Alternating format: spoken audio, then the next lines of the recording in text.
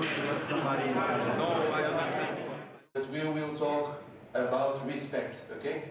So, racing.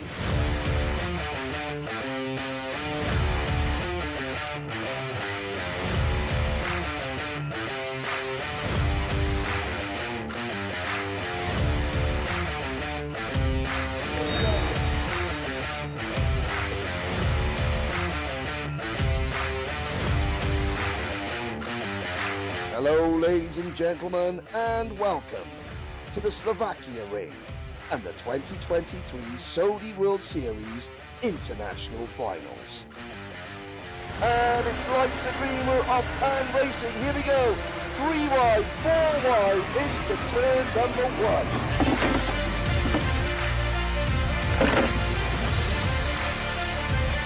We are getting set to crown the World Rental Kart Champions. 360 drivers from 50 nations are set to compete at this challenging 1200-metre circuit in equal equipment where driver talent will shine through.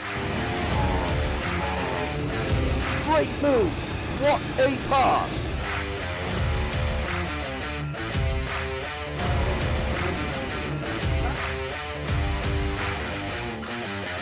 The tension is reaching boiling point. It has been a dominant drive. And yellow flags are out. Drivers have to slow down. No overtaking.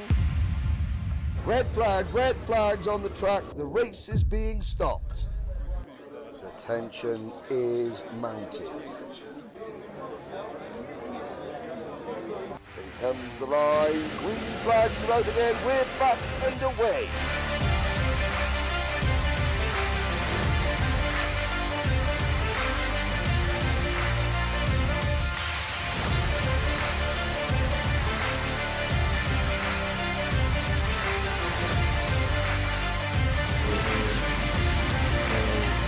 Support your endurance podium. What a fantastic race.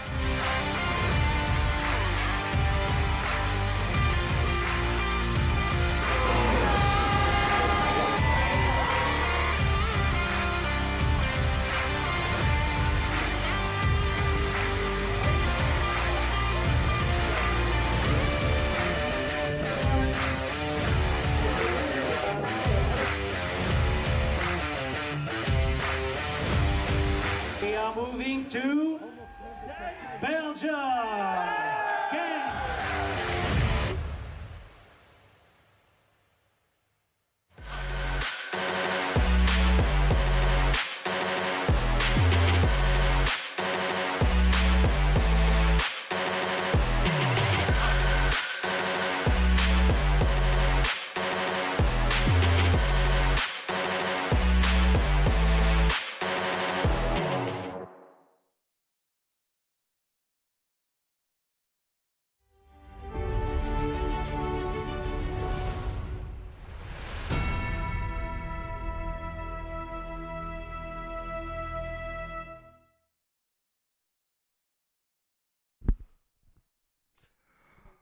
Well, good morning, ladies and gentlemen. Bienvenue, willkommen.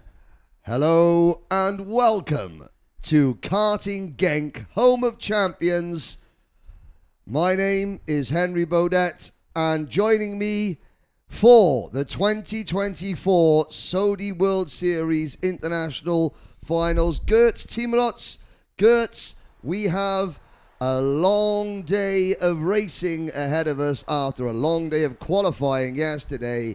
And Mother Nature, as you can see, is also set to play her part in proceedings. Good morning, everyone. Welcome to Saudi World Series 2024. We are in Genk, Belgium, in a home of champions, and Genk welcomes us with a great weather. We had rain yesterday.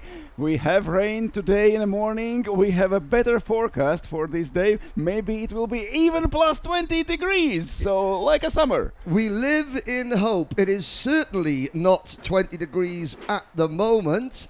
And as you can see, this 1,360 meter circuit is shrouded in cloud and moisture and weather. But the circuit already yesterday produced some really interesting battles in qualifying, just because the track was wet and then it was started to dry. It was drying and then it started to rain again. Exactly. So it will be a true test for all the Sodi kart drivers who have qualified for this event through their local, their domestic series at their home circuits. Don't forget, everybody here represents their circuit and their country, not a team. That's the sprint racing. We have kids, juniors, masters, that's the over 40s. We have the ladies, and we have the main sprint category. Every single driver here today, 30 in kids, 30 in juniors, 30 in masters, and 30 in women, and a total of 97 drivers in the sprint category is going to race in 3 heat races today. You score points for every heat race that you complete, and then on Saturday you have the super heats, which is 1.5 times the points, and the main final itself is double points. It's not whoever wins the final, it is whoever gains the most points over the course of the entire event. But will be anyway, crowned the final champion. helps. The To win the final, that helps. The final always helps. Yesterday, as you quite rightly pointed out, Gertz, we had damp conditions, we had dry conditions, we had wet conditions. All these identically prepared Sodi karts on equal tyres are on slick tyres. So the drivers will have a big job ahead of them to try and negotiate and navigate their way through this 14-turn circuit. 8 right-handers, 6 left-handers, and all the action brought to you on WFR Live TV, on the Sodi Kart YouTube channel and the Sodi World Series Facebook page. We are delighted to have you all on board wherever you're watching around the world. Individual races today, we had 3 heats planned, then the super heat in the finals, already as you said, in a Saturday, but teams are arriving today. We have check-in for endurance teams, and tomorrow the day will be theirs. 48 teams, and making their way out onto the circuit are the kids. Now, these aren't necessarily the youngest drivers. There are 60 entries under the age of 15. They're split into 2 classes, not based on age, based on weight. So these are all the lighter drivers, 30 of them, and we'll be looking at be a standing start, which is different for the kids and the juniors. Poland are very well represented at the head of the field, Gertz. Let's take you through the starting lineup as we have it. So pole position, Lukasz Dzierżycki in kart number 15, and second, Max Piatek in kart number 6. They're both from Poland. And then on a second row, Maksymilian Sovic with the number 1 and Peter Fabry with number 20. Alex Cox and Franjo Tonic are on row 3, followed by Marcel Piasek and Juras Michos, with Roman Curtis and Jude Puddlefoot rounding out the top 10. Vladimir Bruno in he's already after a top 10, then Mille Karlstrom, Timofey Kushniryuk and Samuel Erdelt. The leading lady in the field, Agaliki Nusapoulou, in kart number 11. She will start 15th on the grid. Then Anastasios Pavlidis, Rusai Takagi, Mark Beltran, Roger Dioniso, all the way back down to the only Lebanese driver in the field, George Badr. This will be a 10-minute plus 1 lap race, as you can see. The race directors on the circuit are getting everyone into their positions, and very shortly, the first race of the 2024 Sodi World Series International Final will be underway. There are only a few minutes left, only a few moments left. Stewart with a green flag is going through the grid, making everyone is in their correct starting positions. The first race of this day. The practice is over, the qualifying is over. We have 3 heats today with a different grids for each heat, because in the first qualifying you get the grid for the first heat, in a second for the second, and then third for third. So we have a totally different results in each category. In almost each category there is a new leader for each heat, new pole position holder for each heat, and we are getting ready for the first proper race here in Saudi World Series. Yes, this is the moment that all these drivers and their families have worked very hard for during the course of 2023. This is their reward, their prize, but the grand prize won't be handed out until Saturday. 30 drivers, 15 rows of the grid. They sit, they wait here at the track that hosted the 2018 World Karting Championship. It is one of the most well-regarded anywhere in the world. They call it the home of champions. This is where Max Verstappen began. Will we see a new superstar born in the next couple of days? And maybe even today, and maybe even in a first race. Only a seconds left till the first start. Everyone is in their starting positions. 30 racers on the grid and ready to go for 10 minutes plus 1 lap. The rain is still pouring, but the track do not have any water on it. It's just wet. It's just very great drainage, and it's fantastic. No standing water. Of course, the drainage here has to be because it's the CIK International track. And we still wait. The drivers, 8:30 is the time that we will begin local time. We do so they still have to sit there in the rain in their go-karts for more than 3 minutes. Yes, but they're all in their wetsuits. And, hopefully. And if they're not, their suits are now wet. Anyway. So the last minutes, we're getting ready for the first race in a second day of racing here in Genk, Belgium, in the Saudi World Series International Finals. 3 heats today for each category, then endurance race tomorrow, and super heat and finals at Saturday. Let's just take you through once again.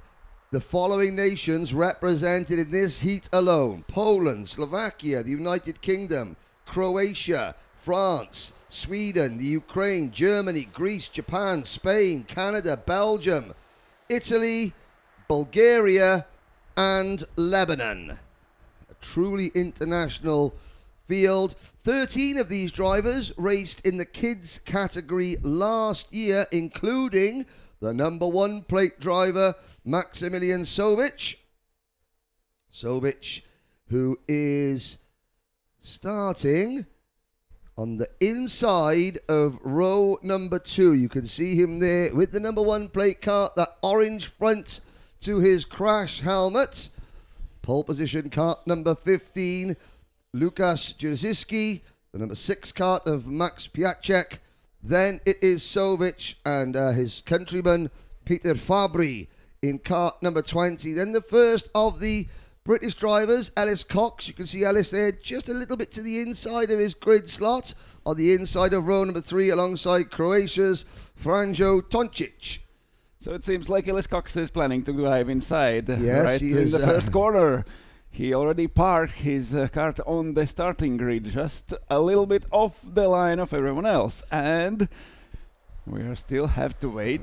Just don't rev your engines, stay patient, don't burn the clutches, and... Yes, now I wonder, now that's Manuel Branco, the race director, in the center of your screen. The key will be trying to get these carts off the line without spinning them. Slick tires. I wonder whether we will have a rolling lap and then bring them to the line as a rolling start, or whether we're going to try and get away earlier. But these carts are on slick tyres. And on cold, slick tires. Exactly, cold, slick There was tyres. no warm-up lap. They just went Yep. out from the pits and on the starting grid. You have not missed morning warm-up or anything like that. This is the first time that any go-karts have been on track today. So stone cold tires Oh, from it's the good. whole night. And last time they were on the track was yesterday. And this is good. It's going to be an interesting first corner. Turn 1 here at Genk. It's interesting anyway, but It's now it's interesting wet. anyway, yes, because it's a very late apex. The right-hander, it tightens and tightens and tightens, and then you double straight back into turn 2, which is a double apex left-hander. And of course, the advantage if you're starting at the front is that you've got no spray, clear visibility. Not totally, because there is a spray from your front wheels in That's such conditions. So anyway, but it's better. But it helps. certainly is better. I would not want to be starting in the middle of the pack. What we will see, I am sure, is several drivers towards the back gaining many, many positions in the first couple of corners simply because they keep their cart pointing the right way on the tarmac. And now we wait. It's 8:30. It's time to begin racing. The stewards are still on the track. The green flag at the start. It seems like everything is set and we are ready to go, Yes, but we have to wait for the stewards. we have to say.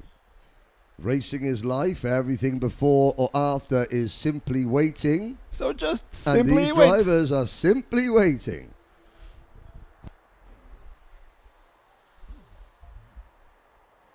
"30 drivers on the grid, kids category from the juniors, the latest 30 in a kids class.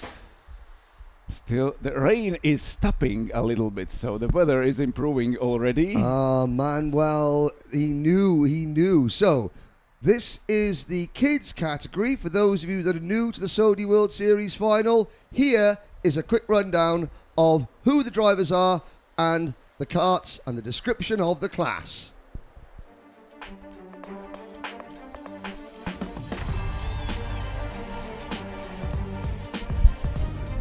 What are they waiting for? No idea.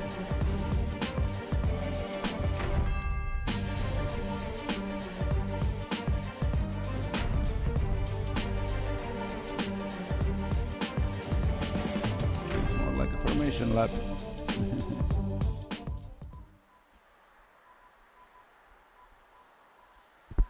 So, the rolling lap is underway. And you can see at the side of the circuit the green flags have been waved.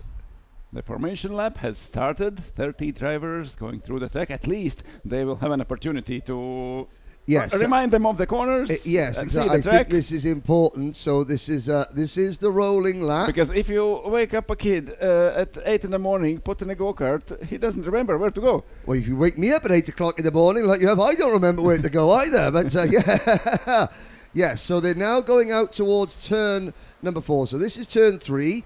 You're now looking at turn 4, this 180-degree right-hand hairpin, going down the Europa Plan straight, the longest straight here on the circuit, into turn number 5. Now look at all those tyre barriers at the exit of turn number 5. Now we're into the Button chicane, named after Jenson Button, a Formula 1 world champion who raced for the Genk-based GKS team back in early in his career. You can see the original Genk kart circuit just below there, the bottom of the screen.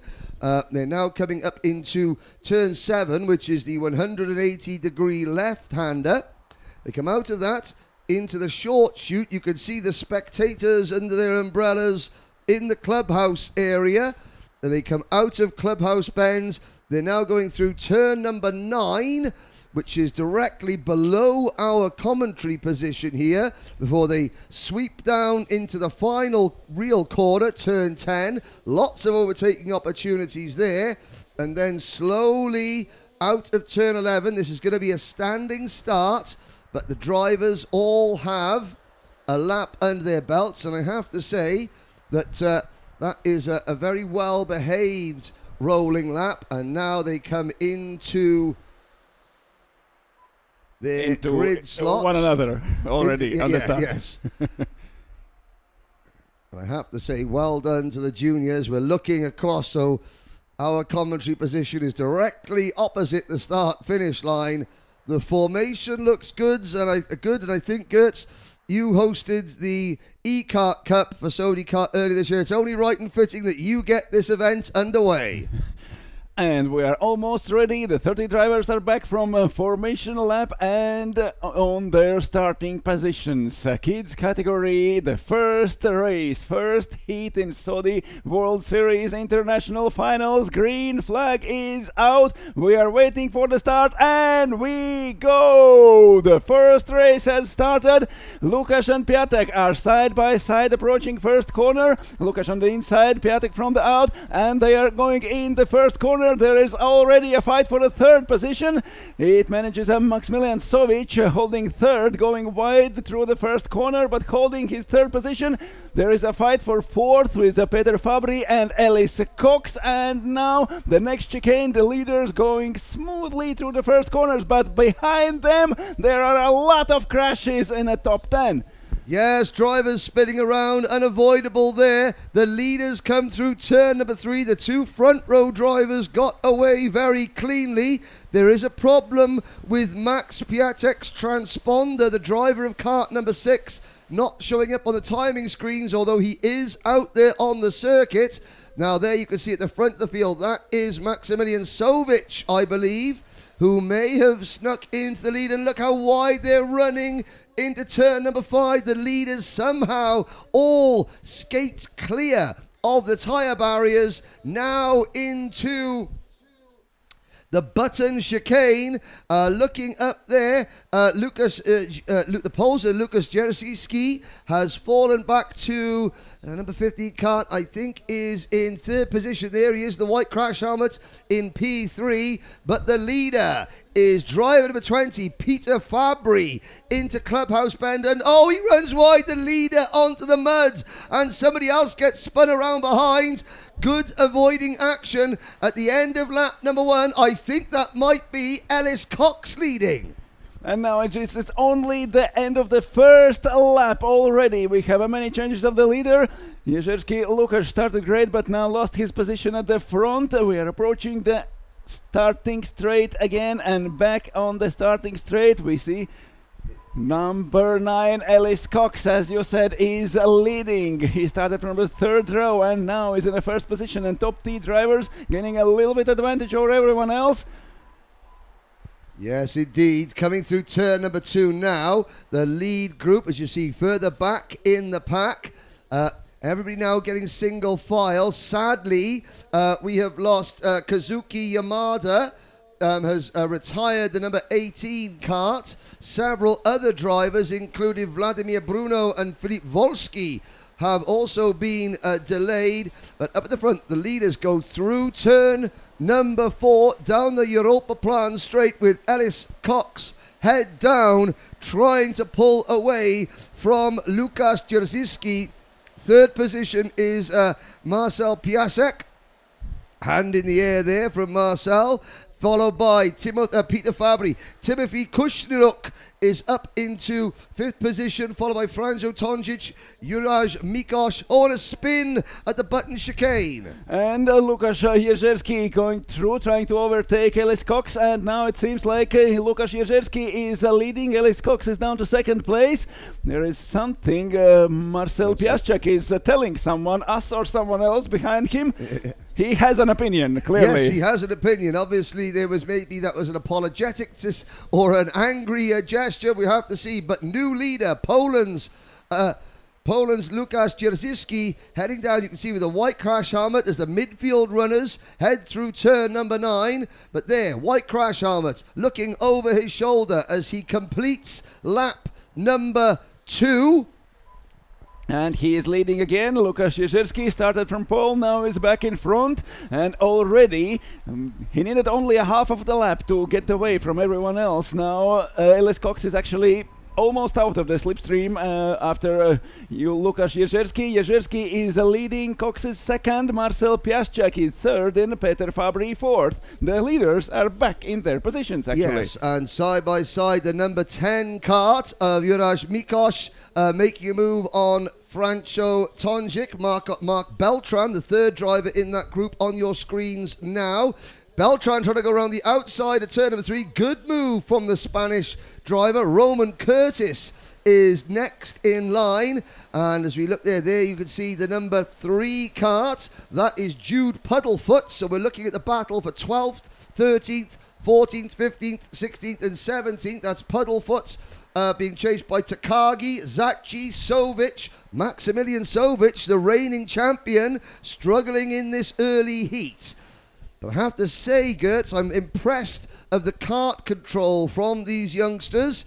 And, 3 wide through the button chicane as the drivers try to figure out what's the best wet racing line. That's also was a problem for Ellis Cox. He took the lead in the first lap, but yes, he has no idea where is the grip and where isn't. And Lukasz Jerzerski followed him closely, so where he can take his opportunity. Now he is leading and pulling away. Yes, sometimes it is better to follow than to lead, as you said, because at least now Ellis Cox can see where the grip is and where he can maybe brake a little bit later. But as they cross the line to complete lap number 3, start lap number 4 with 4 minutes and 15 seconds plus a lap to go, it's Jerzerski stretching his lead to about 6 or 7 kart lengths. Watching the rest of the field, some of the tail enders cross the line. Marcel Piaszczak takes the new fastest lap, 1 minute 48.350. You can see the ticker on the scoring pylon on the left-hand side of your screen, the running order further on the bottom part of the screen. Oh, and the number 23 kart there, that's Alessio Zacchi. Runs a little bit wide, but it's still Lukasz Jerzerski leading by just over 1 second. And Ellis Cox is trying to pull away from Marcel Piaszczak. Piaszczak made a best lap time so far in the previous lap. Now he is chasing Ellis Cox, but there at the Europaplan straight, Ellis Cox was pulling away, just breaking the slipstream for Marcel Piaszczak. At the beginning of the lap, Piaszczak was bumper to bumper with Ellis Cox, but now it's Peter Fabry who is chasing Piaszczak, fighting for the 3rd place. Vladimir Bruno has just set a new fastest lap. He's down in 26th position. We've still got 3 wide. Oh, and there's one driver there just understeering into arrival through the button chicane. I'm trying to see who that was that turned around. Again, simple a case of the driver with the orange crash helmet there, just diving up the inside, and he wanted to turn right, and the kart said no. Now down into turn number 8. There's that inside line from the number 24 kart. That is Koko Sugawara. Koko Sugawara, who started this race in 23rd, is already up to 13th. And you can see how tall Koko is. That will help in conditions like that because you can move your body weight around in the kart to help gain a little bit more traction. There is no a lot of weight in this category. No, the lightest juniors. But anyway. But we'll try and use 5-second penalty going out for driver number 5. That is Enzo Bisceglia, the Liège karting driver from Belgium, and also the number 3 and the number 24. So Jude Puddlefoot has a 5-second penalty. And after that incident we just caught last lap, Koko Sugawara also gets a 5-second penalty. So the officials here at Sony Kart are laying down the law early that this may be rental kart racing, leisure karting. It is not bumper kart racing. Sadly, Maximilian Sovic, you can see his kart the side. He was the driver that Sugawara bumped into. And Sovic, his title defense does not start well. He's out of the race. Łukasz Jerzerski is leading. He's pulling away from everyone else. There was a second a lap before. Now it's 1.5 seconds. Łukasz Jerzerski in front, and then Ellis Cox, Marcel Piaszczek and Peter Fabry fighting for second, third and fourth positions. They were very close at the beginning of this lap. Now the gaps are increasing. There is a fight with Franjo Toncic and Mark Beltran for fifth and sixth. The one more lap comes to an end. We have less than a minute and 1 lap to go. That means 2 laps till the finish line. Łukasz Jerzerski over the finish line, 1.3 seconds in front of Ellis Cox. Cox holding second, just half a second in front of Marcel Piaszczak and Peter Fabry. Indeed. So, Marcel Piaszczak going very quickly to the final sector there on your screens. Looking at the battle for second place, I believe. That's Ellis Cox in the sort of the plain white wetsuit, being chased by... Nothing is plain white in this condition. It's going to be, yes. It maybe was white. It was white, and now it's going to be a nice muddy brown complexion at the end of this race as the leaders head through. Well, the leaders are coming down the Europa Plan straight, looking at the midfield battle. They're heading out towards turn number 3. That is for about 12th place on back. You've got Jade Wilson, the Canadian driver, Timothy Kushniruk in that battle. Also, Ryusai Takagi and Celia Dessaude, the young lady from France. And the leaders are still fighting. There is a 5th and 6th position for Franjo Toncic and Mark Beltran. There are bumper to bumper now through the bottom complex, and Jerzerski, Cox, Piaszczek and Fabry fighting for first 4 positions. They have 1 lap to go. The time is over. They are approaching the end of the lap, and Łukasz Jerzerski has lost a little bit from his lead, but still there is a second between him and Ellis Cox. Cox in front of Marcel Piaszczek and Peter Fabry in 4th. Now, the clock has struck 0. The next time the leaders cross the start-finish line, they will see the last lap board. You can see Manuel Branco there on the right-hand side of your screen, giving the signal. 1 lap to go. Less than second between leaders. Ellis Cox is closing the gap to Łukasz Jerzerski, but this is the last lap of this race, and there is still 0.9 seconds between Jerzerski and Cox. Piaszczak and Fabry chasing them in the 3rd and 4th positions. The gaps are still very, very small after 10 minutes of racing. Yes, and it stopped raining. Now, obviously, the track isn't going to dry out immediately, but corner after corner, Ellis Cox will be able to find a little bit more grip. Piaszczak right behind him in 3rd, Fabry in 4th. Half a lap to go. The top 4 down the Europa Plan straight. Łukasz has a lead of 9/10 of a second into turn number 5. They tiptoe past that tyre barrier, that very inviting tyre barrier. There's the abandoned cart of Maximilian Sovic. We come through the button chicane, now into 180. Turn number 7, the 180-degree left-hander. They head down the infield straight towards the spectator area. And now hard on the brakes into Clubhouse. Very, very wide. Look at that. Avoiding the racing line completely with a couple of corners to go. Łukasz has the advantage, but here comes Ellis Cox. Ellis Cox changes his line in a Clubhouse corner. Now he's very, very close to Łukasz.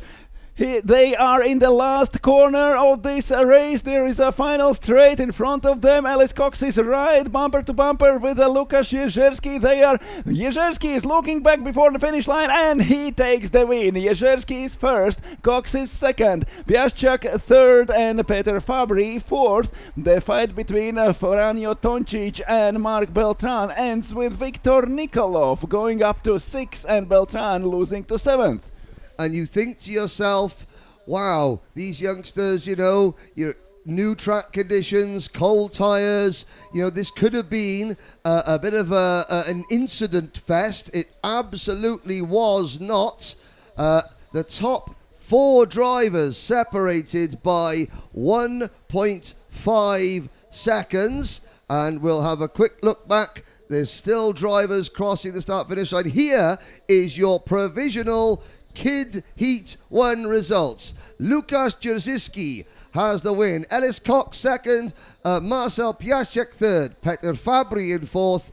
Franco Toncic for Croatia is fifth. Then Bulgaria's Viktor Nikolov in sixth position. And Nikolov started 29th from the back row of the grid. Nikolov takes a top six finish. That's what you're told about starting from the end of the grid. Yes, yeah. You can avoid the problems. He could just see the problems and avoid them. Then it is Mark Beltran, Roman Curtis, Juraj Mikos, and the top 10 rounded out by Alessio Zacchi. Jude Puddlefoot with a 5-second penalty finishes 11th, followed by Jade Wilson, the Canadian lady. She finishes 12th. Takahiro Nakamura, Enzo Bisceglia, Rusai Takagi, Celia Dussaud, Mille Karlstrom, Koko Sugawara, Timothy Kushniruk, and Max Piatek. Piatek in cart number 6 started from the front row of the grid, finishes 20th. Then it's Agaliki Nusapoulou, Anastasios Pavlidis, Vladimir Bruno, George Bader, Filip Volsky, Samuel Erdelt, Sam Nygren, and Roger Dionisio. They are your 28 finishers. Maxovic and Kazuki Yamada failed to finish. Maxovic started from the front and retired after first few laps. We have a totally different story for a next heat. There will be new grid, new positions, and the kids will be back after a few hours. Now we are waiting for juniors, the same category, split by weight. The next heat for juniors, and then all the remaining classes. There will be masters, there will be women, and there will be sprint category with almost 100 participants. This is only the first series of heats. Well, that is race 1 of 24 in the books, but of course, WFR's live TV coverage and the Saudi World Series finals as a whole would not be possible without our sponsors. Let's hear from a couple of them.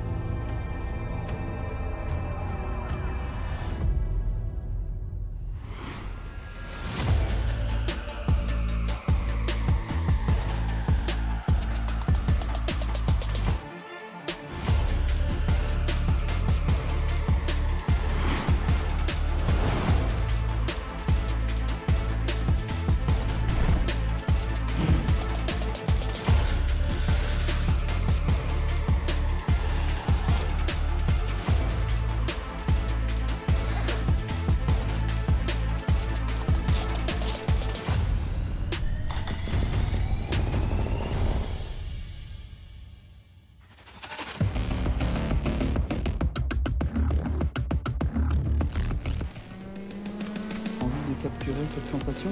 Rien de plus simple avec la caméra casque Cambox. Design ultra discret, adapté à tous les casques.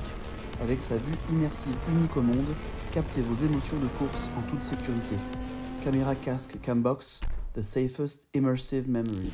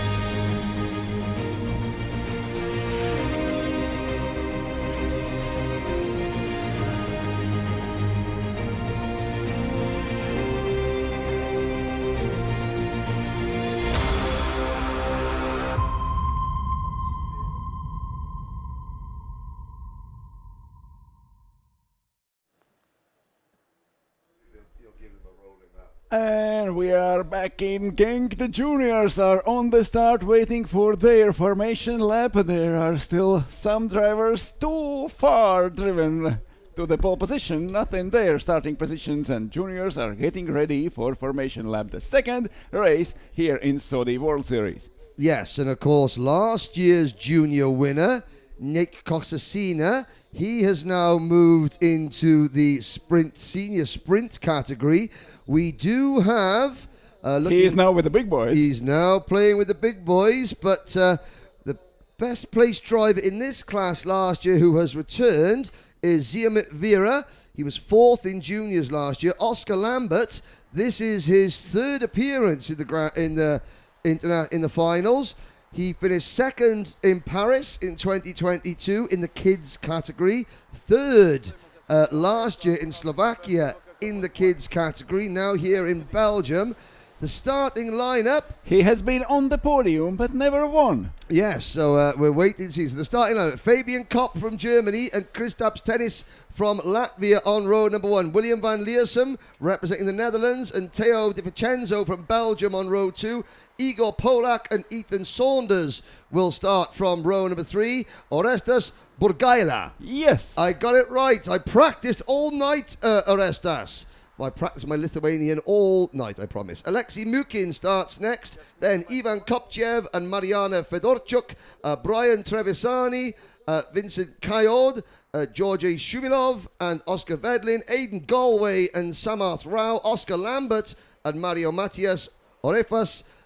Sobanidis. Ziamit Vera starting further down the order than he would like, alongside Edgars Lilgalvis, Yanis Maurer, Nathan Kreuss, Tobias Henslak, Tobias Hanzalik, Marcel Kaiser, Boris Tolstov, Emil Forker, Malik Firas Mustafa, Luca Corsi, and Ivan Chitlev. They are your 30 starters. And you can see there's Manuel Branco giving the signal. And of course, it's very important now, English not being used by all the drivers, but so hand signals and very clear gestures. So they and now the green flag. Head out on the green flag. They now head out on their rolling lap. 30 drivers, the entire field. Now the kids were well behaved. Will the juniors follow suit? There is a look at your starting lineup on the screen. You can see an all-Ukrainian 5th row. Looking further back, some of the other drivers in this race. We have Germany, Latvia, the Netherlands, Belgium, Poland, the United Kingdom, Lithuania, Ukraine, Italy, France, Slovenia, the United States, Portugal, Greece. We also have Switzerland, Aruba. Hello to everyone at the Bashiri Kart Raceway watching this. And my friend Andre Trump. Then it is we have Slovakia, Austria, Jordan also represented. Juniors on the formation lap. The sun is coming through and the track is drying. I was about to say, what is that bright thing in the sky that caught me by surprise? We saw it yesterday for a very short moment. It made a fleeting appearance yesterday, but hopefully it will be a regular feature as the day progresses. Don't forget, we have 24 races to bring you today. This is race 2 out of 24. 3 complete rounds of heats. The sprint categories have been split into 4 divisions. So we have Group A, Group B, Group C, and Group D. With a very complicated format, but with a great opportunity not to ruin your race just because of weather. Yes, exactly. And so we head into the back markers, head into turn number 9, Clubhouse Bend. And you cannot call them back markers until the race has started. The drivers that qualified further back than they would have liked. Yeah, they are just starting back. Yes, they just wanted a better view of the action. But as we saw in race number 1, we had one driver go from the very back row of the grid up to the top 5, top 6. So overtaking opportunities are plenty, keeping your head cool and trying to generate tyre temperature will be key. So the Saudi Kart officials walk down the grid. Checking no one has gained place during the formation lap. Everyone is in their correct positions. We'll wait. Next race. And there we go, green here in Genk. The race has started. Juniors approaching the first corner. Kopp and Kristaps Tennis side by side. Still moving his go-kart. Fabian Kopp trying to get this small advantage to hold his first position. Tennis going round outside. They are avoiding the dry line, finding the last grip, and Tennis goes to the lead. Latvia is leading this race. Kristaps Tennis, but now he's on the outside, and Fabian Kopp takes the lead back. They are swapping places through the first corners, and now the next corner, 180 degrees. Tennis second, Kopp leading, and in front of them there is a Europaplan straight. Goes very wide. Fabian Kopp. Tennis stays on the track. There are changes of positions at the end of top 5, and now they are going through the straight. Tennis falling a little bit back, and William van Leersum is right behind him. I have to say, incredibly well behaved there. We had 2 spinners, but just that was just drivers losing control on their own. Everybody and we very have clean. 4 drivers side by side going into button chicane. 4 go-karts side by side through this whole corner. There are some crashes. Obviously, there are some crashes. We knew there will be some crashes when there are 4 cars side by side. And but again, great car control, still 4 wide in the middle of the pack, coming through 180. Look at that, that's great battling. Drivers jumping up and down in their seats. Now this is key. Hard on the brakes into Clubhouse Bend. One driver diving to the inside. I think that might have been Alexei Mukin in kart number 5, but they all come through cleanly. It does look though at the end of lap number 1, Fabian Kopp and Kristaps Tennis, they're still 3 wide further back in the pack as we wait to see coming out with a white crash helmet, ducking down our pole sitter. They swapped places. Oh, no, that was Teo Di Vincenzo. They were fighting. Dropped to 3rd. They were fighting each other. They were swapping places, and still they have a lead for more than 1 second between 2nd and 3rd place. Fabian Kopp is 3rd. Teo Di Vincenzo is leading, and Kristaps Tennis managed to stay 2nd. Yeah, at the back of the field, Mariana Fedorchuk and Brian Trevisani both went for a spin. They're all still in the running, however. Looking down the order, and still 3-4 wide in the pack coming into turn. I think there's a move further back. That may have been Oscar Lambert trying to pass Aidan Galway for 11th position. But up at the front, Teo Di Vincenzo, Belgian driver in kart number 22. He's representing the Experience Factory Eupen kart centre. And he is using local knowledge to pull away up at the front. We've got a spinner in the middle of the button chicane. The driver with the someone from the top 5 who spun in a button chicane now is returning to the race, but in one of the last places. He has lost everything. Teo Di Vincenzo, Kristaps Tennis still leading. There is a fight for 2nd between Fabian Kopp and William van Leersum. I think it may have been Kristaps Tennis who has gone around. No, it's a Leersum. It's William van Leersum or Vincent Kayord. Vincent Kayord, number 1. He was a driver that Van Leersum just lost 3rd place. He is now 4th.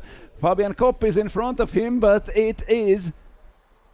Yes, also Aidan Galway there spinning on the opening couple of corners. So the American driver in kart number 27 from the Karting Wallingford circuit has dropped back a little bit, but it's Di Vincenzo, Tennis, Saunders, Kopp, Van Leersum, Polak, Burgaila, Mukin, Shumilov, Matthias Vedlin and Lambert, your top 12, as the rest of the leaders now try and cross the start-finish line, but the top 2 are pulling away. And there is a fight for a 4th place between Kopp and Van Leersum. Van Leersum lost 2 places in previous lap. Ethan Saunders moved up to 3rd place. Now he's 3rd behind Teo Di Vincenzo and Kristaps Tennis. Kopp and Van Leersum fighting for 4th. And then Igor Polak, Orestes Burgaila, Alexei Mukin, Georgi Shumilov and Mario Matias. That's top 10. And we have 5.5 minutes to go. Yes, indeed. Through turn number 4 on our screens. drivers battling. Now, that would be in the leading that pack there. I'm looking down there, that's Ziamit Vera at the head of that group, going through in 13th position. We're looking at the lower reaches of the top 10, making their way through the button chicane. And in fact, that's they're looking at the battle for third place on back. So Ethan Saunders has third place. Then we're looking at Kopp, Van Liersen, Polak, Burgaila, Mukin, Shumilov, Matthias Vedlin. Then it is Lambert and Ziamit Vera. There's the number 5 kart. That is Mukin running in 8th position. Look at the different racing lines into Clubhouse, and somehow they all get through. They are going bumper to bumper, slipstreaming each other, and then waiting who will be first, who will lose the patience and try the inside line. The inside line is slippery. There is a rubber there, but there is a plenty of place to go to dive inside. There is just no grip. But if you have a look at the flags around the circuit, you will see that a breeze has picked up. And that means that the track will start to dry out. And we have a fight for a second place. Tennis is outside. There is Ethan Saunders. He already gained 2 positions during this race, and now he's fighting with Tennis for a second. Saunders is inside of the next corner. Tennis outside. Deo Di Vincenzo is leading. Tennis manages to hold his second place. They're approaching a 180 degrees corner before the Europaplan straight. This straight may be decisive in this fight for a second and third. Di Vincenzo in front, Tennis second, and Ethan Saunders right behind him. Slipstreaming Tennis, approaching the next corner before the button chicane. They are fighting for second place. Tennis holds second. Saunders is right behind him, trying to change his lines.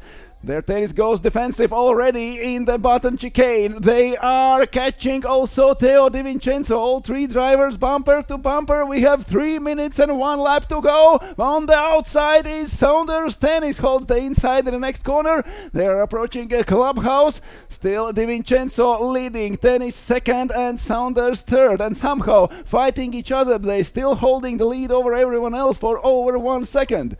Yes, into Clubhouse, Ben. Now you can see race leader Teo Di Vincenzo moving his body around in the go-kart, and he looks over his shoulder and he realizes, oh my word, the cavalry are coming. Tennis and Saunders closing in with 2.5 minutes to go. The lead trio head round turn number 10, all on his own in 4th position. Our pole sitter, Fabian Kopp. Then a gap back to William Van Liersen in 5th position. And look there, somebody has gone for a spin further down. I think that might have been Nathan Kreuss, the driver from Aruba, and you can forgive Nathan for not really having much experience in the wet. They don't have much rain in Aruba. Saunders changing line, going inside. He did the same a lap before, but Tennis managed to stay second. Now they are fighting the same way again. Saunders on the inside for the next corner. The go-karts are touching during this short straight. Vincenzo leading, Tennis second, Saunders third, and now they are joined by Fabian Kopp. He is in a 4th position, and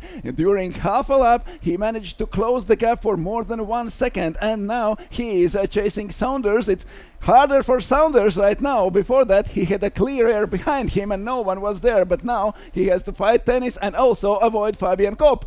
Yes, so he can't just think about attack, he also has to think about defense.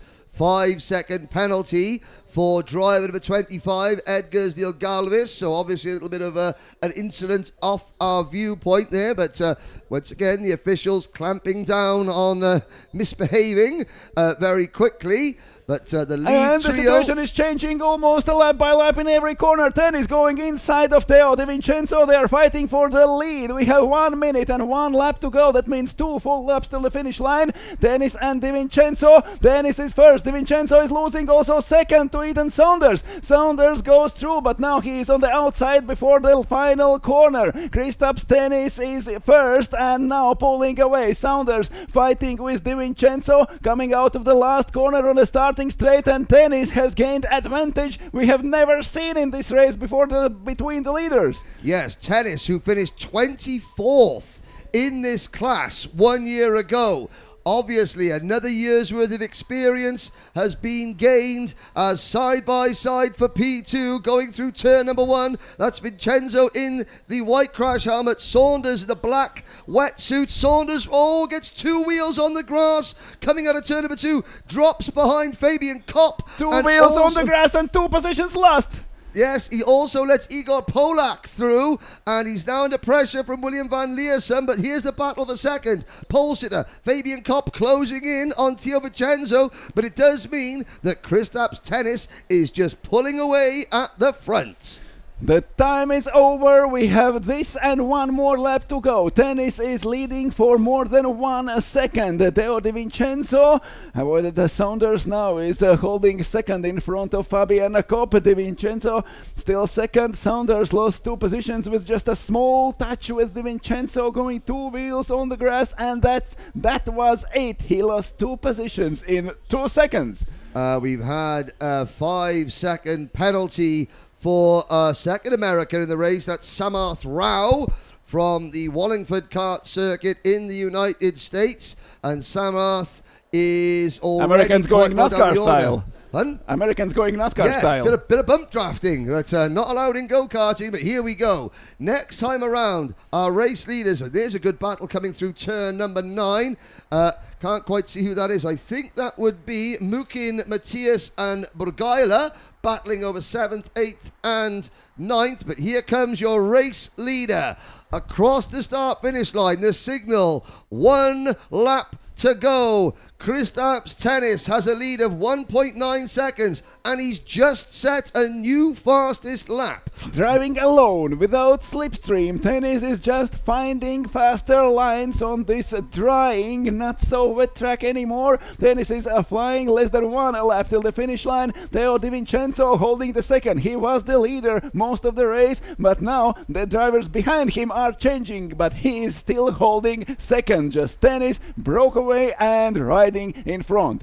I think that Theo Di Vincenzo has realised that there's no point trying to catch the leader. Let's just defend second place. Don't forget, points are available in every race, so consistency is key. And Di Vincenzo's thinking, rather than try and push and maybe spin in the conditions, let's consolidate P2, and behind them Kopp and Igor Polak side by side. Polak is inside of Kopp fighting for a 3rd place. Also Ethan Saunders is trying to get at least 1 position back after his mistake a few laps before. Fight for a 3rd place, going through 180 degrees and approaching the clubhouse. There are 3 cars side by side. Kopp, Polak and Saunders fighting for 3rd. Tennis and Di Vincenzo in front. There is Kopp, Polak, and now look at the crossover. Ethan Saunders passes Polak, and can now Ethan Saunders make his move into the final couple of corners? But up front, Latvia are going to take their first win of the 2024 Sony World Series International Finals, courtesy of Kristaps Tennis. What a race for junior category in a first heat. Kristaps Tennis takes the win. Fabian Kopp moves to second in the very last lap of the race. Ethan Saunders is back in the top 3. Igor Polak is 4th, and William van Leersum leading and then going second. At the end of the race is only 5th, followed by Alexei Mokhin, Zimolt Vieira, and Theo Di Vincenzo is P8.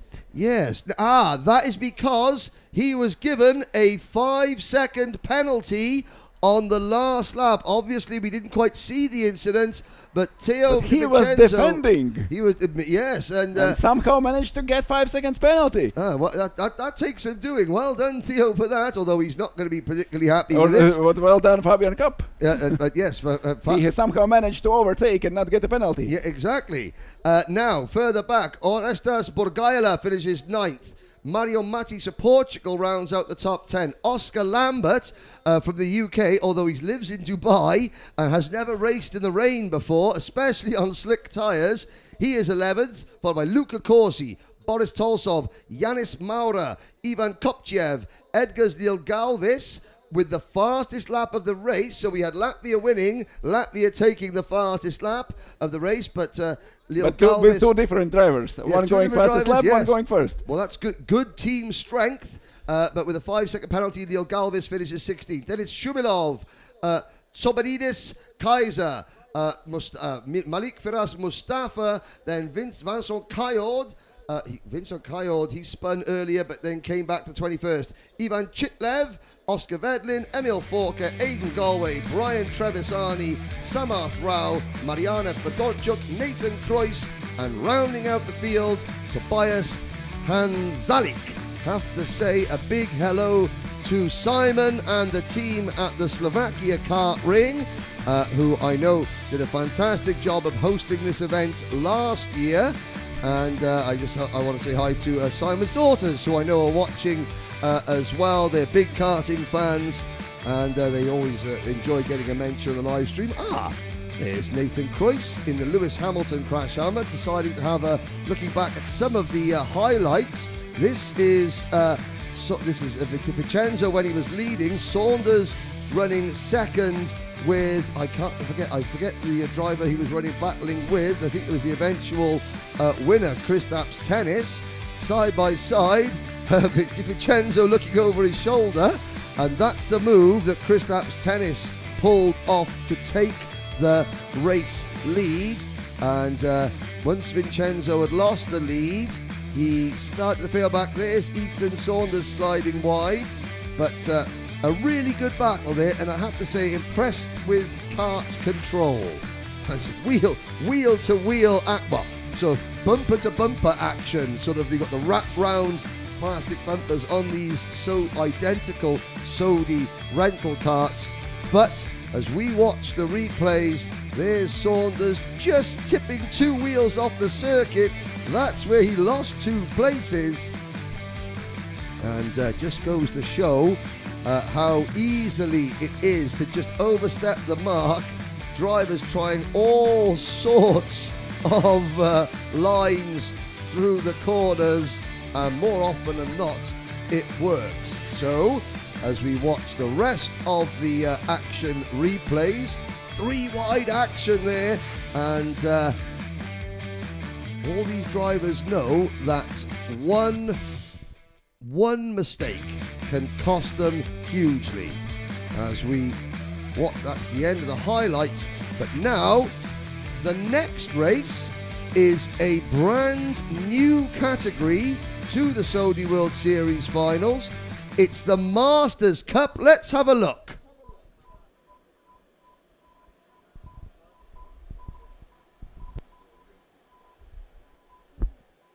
Now, we will look later. We will. They are on the formation lap already, and not to make life too easy for Masters, the rain has started again. Exactly. Well, these are the drivers that are over 40 years of age. Thomas Burchard from the United States has pole position. Alongside him, Bryson Gessan from France. It's an all-French second row with Joel Faure and Medek Pitouze. Then Geoffrey Galichet and Stefano Baraldi. Michael Ubermulin and Olivier Bruno are next. Gustavo Zimmerman-Martins and Yves Meche are on the next row, followed by Alexander Bartrishin and Jan Teicher. Federico Doregon and Olivier Laurentian from Switzerland come next, followed by Philippe Denous, Julian Bezengi, Stefano Lelli and Stefan Boissard, followed by David Tovan, Jérôme Houet, Roberto Marchi, Tero Makinen from Finland, Aurelien Dorison, Manuel Kusrok, Carlos Andre Augusto from Brazil, Mario Volpe, Oleg Fedorsiv, Adan Ibarra from Mexico, then Karim El Guelta and Jonathan Jeffrey, British driver but from Aruba. They are your 30 starters, and the rain is absolutely pelting down, Gertz. The rain is pouring, the Masters are coming to an end of the formation lap. I wonder if there is someone who believed in a forecast and went out in a racing suit, but it seems like everyone is in wetsuits. Yes, wise choice, I have to say. The Masters has the experience. Yes, and they also know that if they catch pneumonia, they can't go to work on Monday. They're almost the only ones who have to be worried about that. Yes, but look at them. It's absolutely pelting down. In the UK, Gertz, It was not on a forecast. No, It's unexpected. lies. The Belgian Meteorological Service has told us fibs. But yes, this is, in the UK, we call it cats and dogs. Well, it's raining cats and dogs, which means it's raining a lot. No one is letting out no cats and no dogs. Yes, it's somebody, Mother Nature, has turned on the taps. Once again, this will be 10 minutes plus 1 lap. Burchard on the inside of row number 1 in cart number 23. Bryce and Gessan in cart number 4. We have the United States, France, Italy, Portugal, Germany, Switzerland, Finland, Brazil, Israel, Mexico, the United Kingdom and Aruba represented in this race. Actually, we have United States and then France. Here we go, green, and the racing has started. Masters at the first lap of their race in the first heat. Burchard and Guessan fighting for first, going into the first corner. Burchard has the inside line. Guessan from the outside. They are almost overtaken by the... There is a Forêt and Betouge coming from the outside. Oh, and he's gone wide. The blue gloves. That would be Forget, who led, went round the outside. Did Betouze went round the outside to take the lead at turn number 1 and threw it off at turn number 2.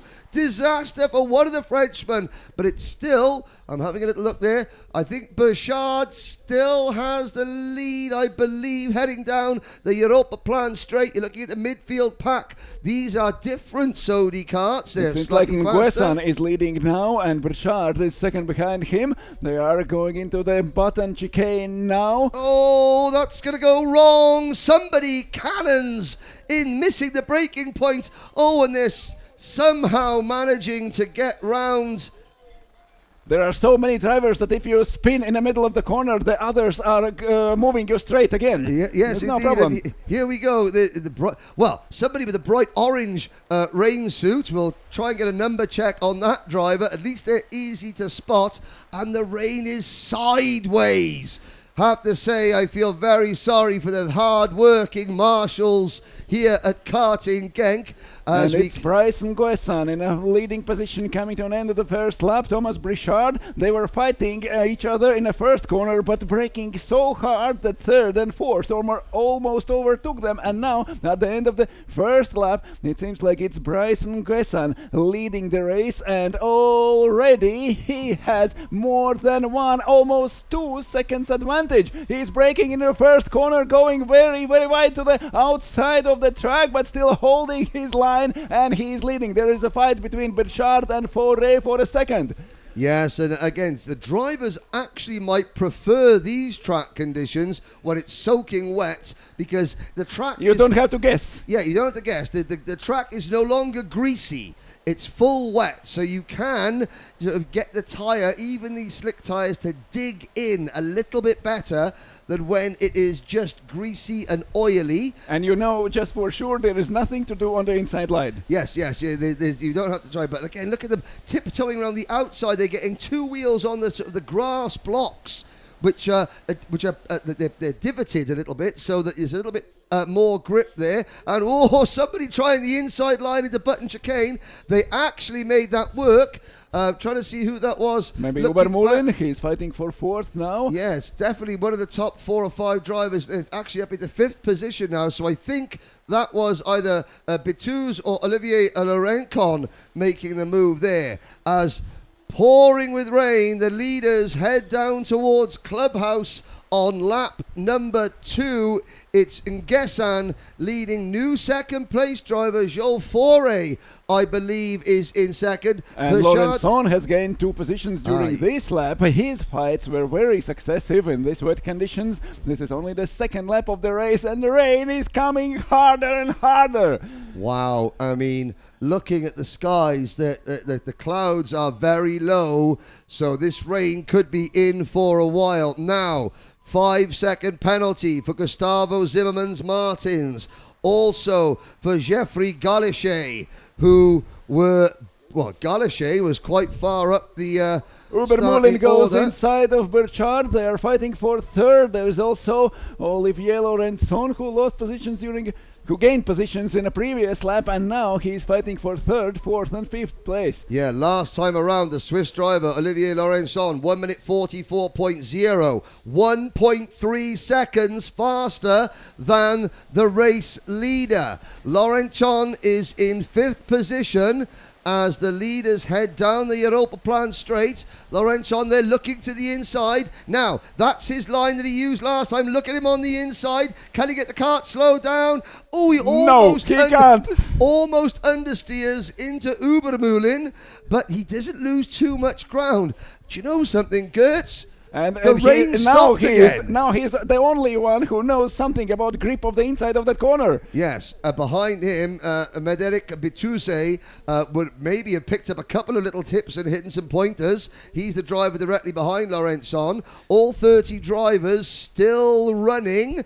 And the leaders coming through turn number 9 now. Have to say, I think Joel Faure is closing in. He is on the race closing. leader. He was already closed in a previous lap. There was almost 2 seconds lead for Brice Nguessan. And as soon as Joel Faure moved up to second place, he started to catch Nguessan and was already less than second behind him on a previous lap. Now they are going over the finish line, and there is a 0.5. He has closed even more. His previous lap is half a second faster than Nguessan's. And that's because Faure can judge the grip levels based on where Nguessan is braking. So there are the 2 leaders. The number 4 kart, Brice Nguessan. The number 2, Joel Faure. They come out of turn number 2, up towards turn number 3. And Ubermulin fighting with Burchard. Ubermulin going in front and then losing again during the second corner. This double apex is very, very tricky. Through turn number 4. Now onto the Europa Plan straight. The Faure leaders has catched Nguessan. They are fighting to the Europa Plan straight, approaching the next corner before the tire barriers, and he stays second. Joel Faure still fighting for the lead, and Nguessan, 2 French drivers in the front. And look at Laurenson again now to the inside. Olivier Laurenson trying everything he knows to make a move. The leaders are heading through 180 degrees further back. You're looking at some of the lower midfield runners going down the Europa Plan straight. Oleg Fedosiv has had a problem and has not come around. Neither has Jonathan Jeffrey. But look at this great battle. Up at the front, though, Laurenson has 4th place. He's taken 4th away from Ubermulin as the leaders come into turn number 10. The midfield pack coming around the 180 degree. There's that driver. So the number 7 kart we're watching. That is Manuel Kuzurok, Adan Ibarra, Roberto Marchi, Tero Makinen in this group. But we now look back up at the... and a spin down to the final hairpin. Try and see who that was. We'll see who plummets down the order. As they crossed the line, it was Jerome Huet who went for a spin. And Joel Faure is taking the lead from Brice Nguessan. They are fighting for the first, and during the first corner, Joel Faure was very, very fast already for a previous lap. Now Nguessan is fighting with Burchard and Laurenson. Laurenson also gained 1 position back. He lost a lap before. Now Laurenson is 4th, Burchard still 3rd, and Nguessan and Faure fighting for the lead. And the next over, look at Laurenson again up the inside. Look, there's the Olivier Laurenson line. Oh, does he get it slowed down? And he, again, good driving there from Laurenson. He understeered into Burchard and then hand up to say, okay, no, you go. And they both gave the position to Ubermulin. Yes, it was Brice Nguessan who he drove into there. But up at the front, Joel Faure has pulled away from this group on your screens now. That's the battle for second, third, fourth, fifth and sixth between the 13 kart of the Renson, who now passes the number 23 of Burchard. 4P2 in Gessan and Ubermulin are next, but Joel Faure, you can see the orange crash helmet has opened up a big advantage, and that advantage is getting bigger and bigger every corner. And Gessan was leading half a lap before, and now he's outside top 5. If Joel Faure is really fast in the wet, as soon as he got second, he moved up to the first and now is leading. Laurenson is second, and there is a big battle just right behind him. Yes, and of course, the more these drivers battle on your screen, the further away Joel Faure gets. However, with just under a minute to go, Laurencon has taken second position.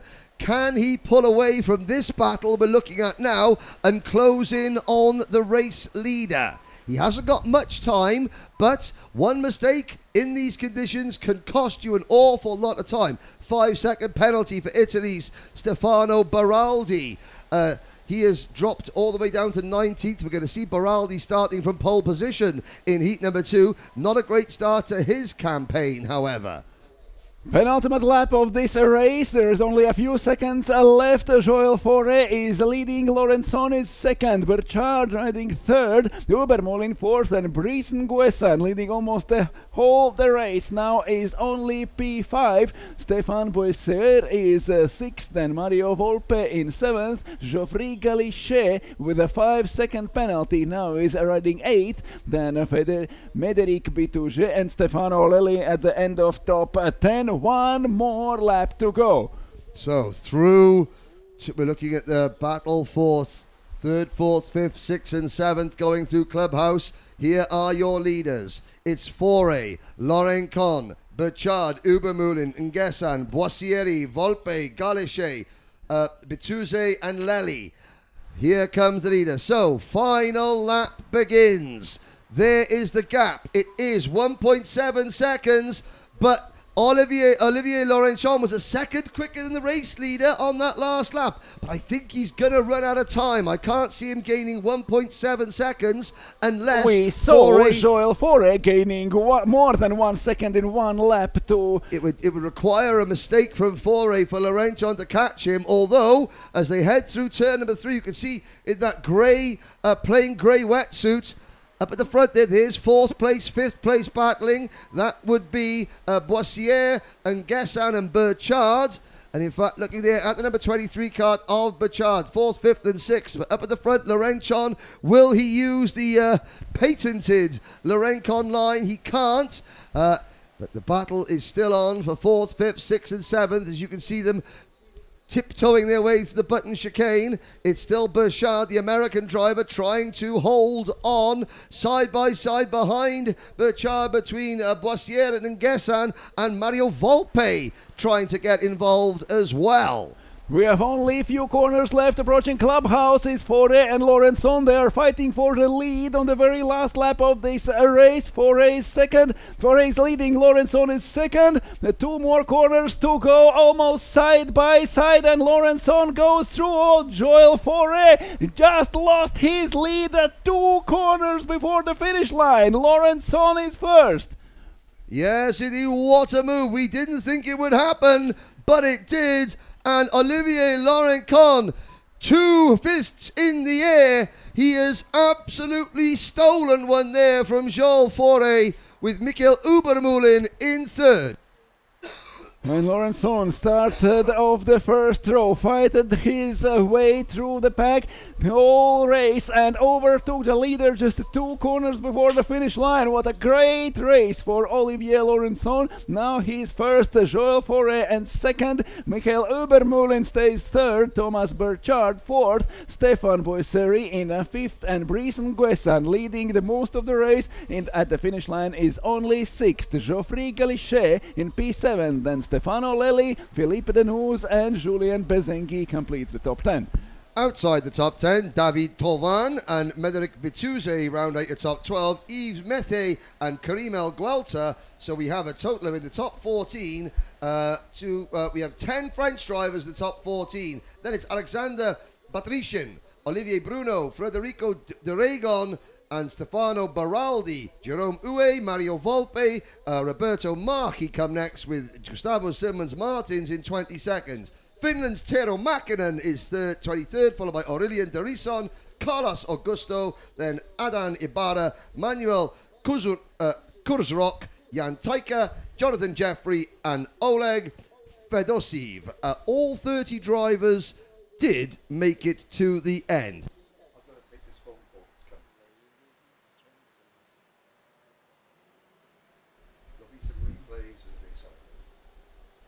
So the first race, first heat is over for Masters class, and the next on the grid will be women, and then we will see 4 groups of sprint category. Now the replays of the greatest moments of this race. There was a mess. The track is wet, the rain has stopped, and maybe we will have drier track for next races. So women are getting ready, and we are watching the highlights of a Masters race. This is the first series of heats, but here in Solid World Series you are getting points, you're collecting points for each race, for each heat. For super heat you get almost double as that, and even more you get in the finals, but the winner is decided by the sum of the points, and it not always is the winner of the final. So you have to be fast, you have to go flat out in just every race you go on the track here in Saudi World Series. The sun is coming through the clouds, the rain has stopped, and the weather is improving. The kids, the juniors, and the masters had totally wet track, and now for the women and sprint categories it seems to be a little bit better. Now we're still watching some highlights from this race. There was Nguessan leading most of the race, then Joel Fauré took the lead, and just 2 corners to go. In the very last lap of the race, Olivier Laurenson went through and got the first win of this day.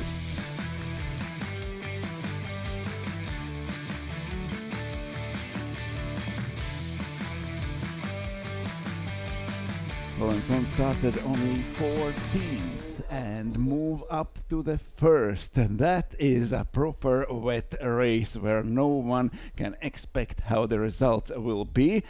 It's the first race is over for Masters, and the women are getting ready for their first heat, and then the sprint category split in 4 groups.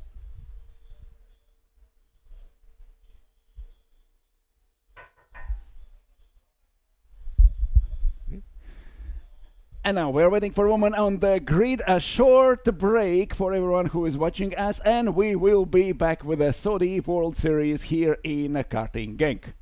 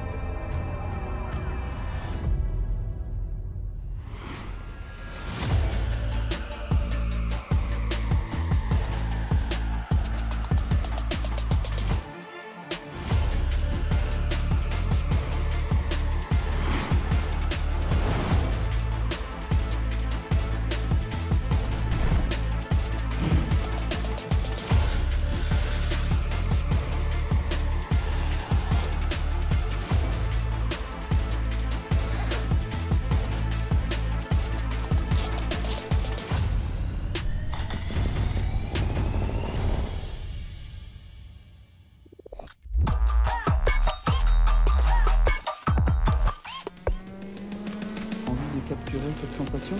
Rien de plus simple avec la caméra casque Cambox. Design ultra discret, adapté à tous les casques. Avec sa vue immersive unique au monde, captez vos émotions de course en toute sécurité. Caméra casque Cambox, the safest immersive memory.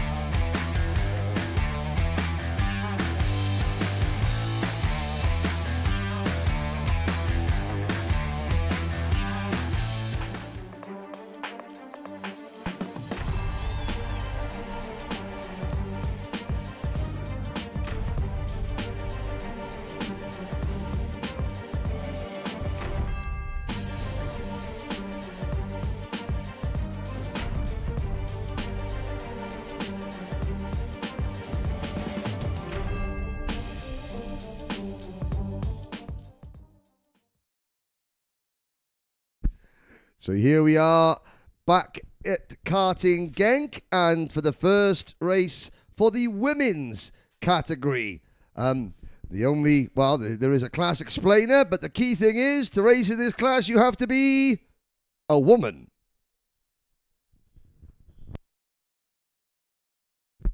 Now, last year, Abby Sanders was our champion, but the driver that will start this race from pole position is the driver that finished second, number 10. See on the left-hand side of your screen, that is Belgium's Louise Brown, local expert. I say, well, you either have to be a woman or identify as a woman, or I digress. Let us get back to the action. It will be Louise Brown heading the field. Debbie Wolfs in kart number 2, who was so unlucky last year in the final, was on course for at least a podium, and it ended badly for Debbie. In fact, this is the 3rd year of the women's category, and we've got 2, 4, 6, 8, 10, 12 drivers who qualified last year are back, and another couple of drivers, 2 drivers who qualified for the inaugural running of this event back in Paris in 2022. They've qualified again.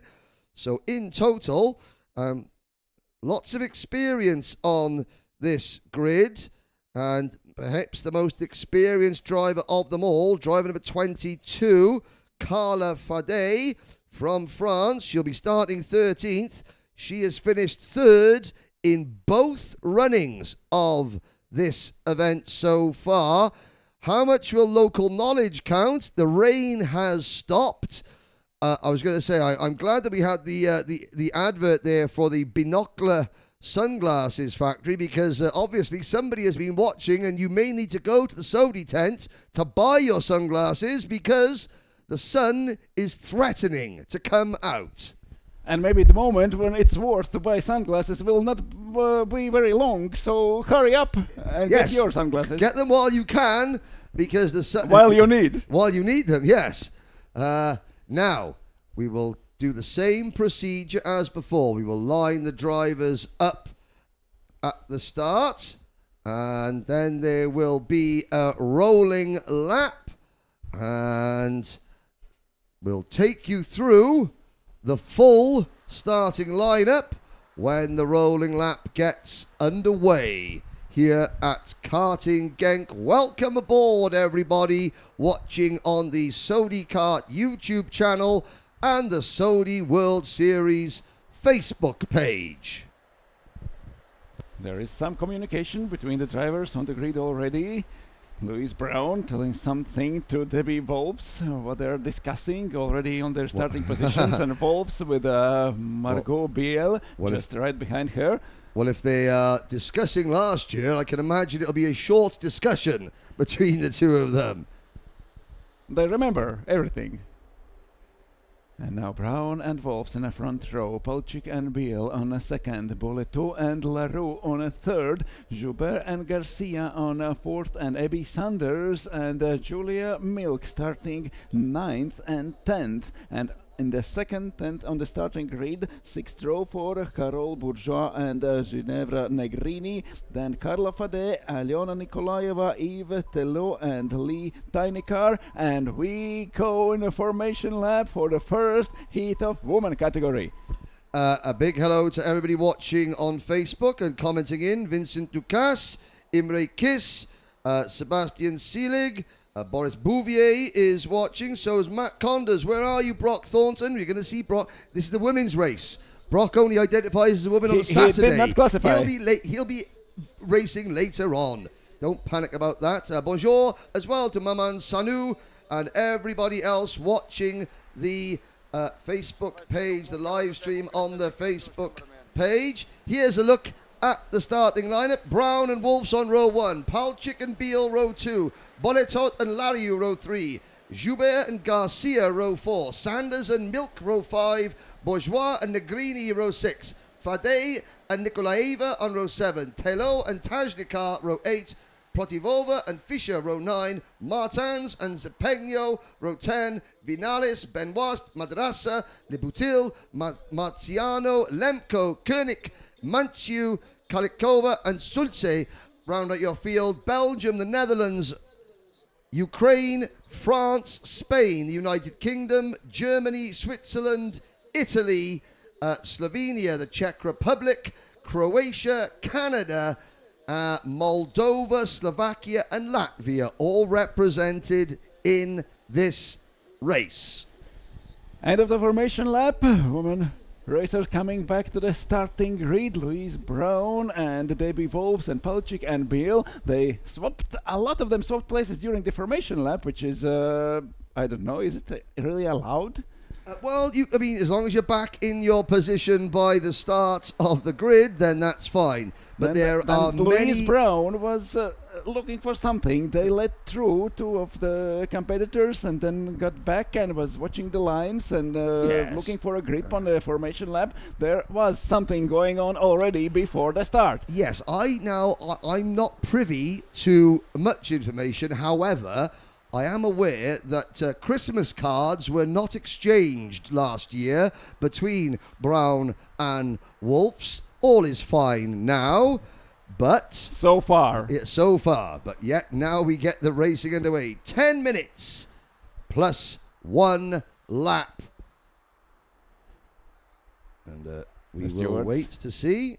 Stewards going through the grid, making sure everyone is on their starting positions, and 30 women in a first heat of this day for this category. Green flag at the start.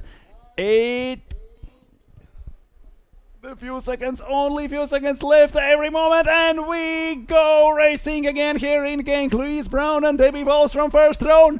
Brown is slow at the start, and Debbie Wolfs takes the lead in the first meters of this race. Going into the first corner, Debbie Wolfs is leading, and Louise Brown is second. There comes Margot Biel from the inside and up to the third place. Brown manages to hold second, but Debbie Wolfs is leading. And sideways off the track there. Somebody gets sideways through turn number 2.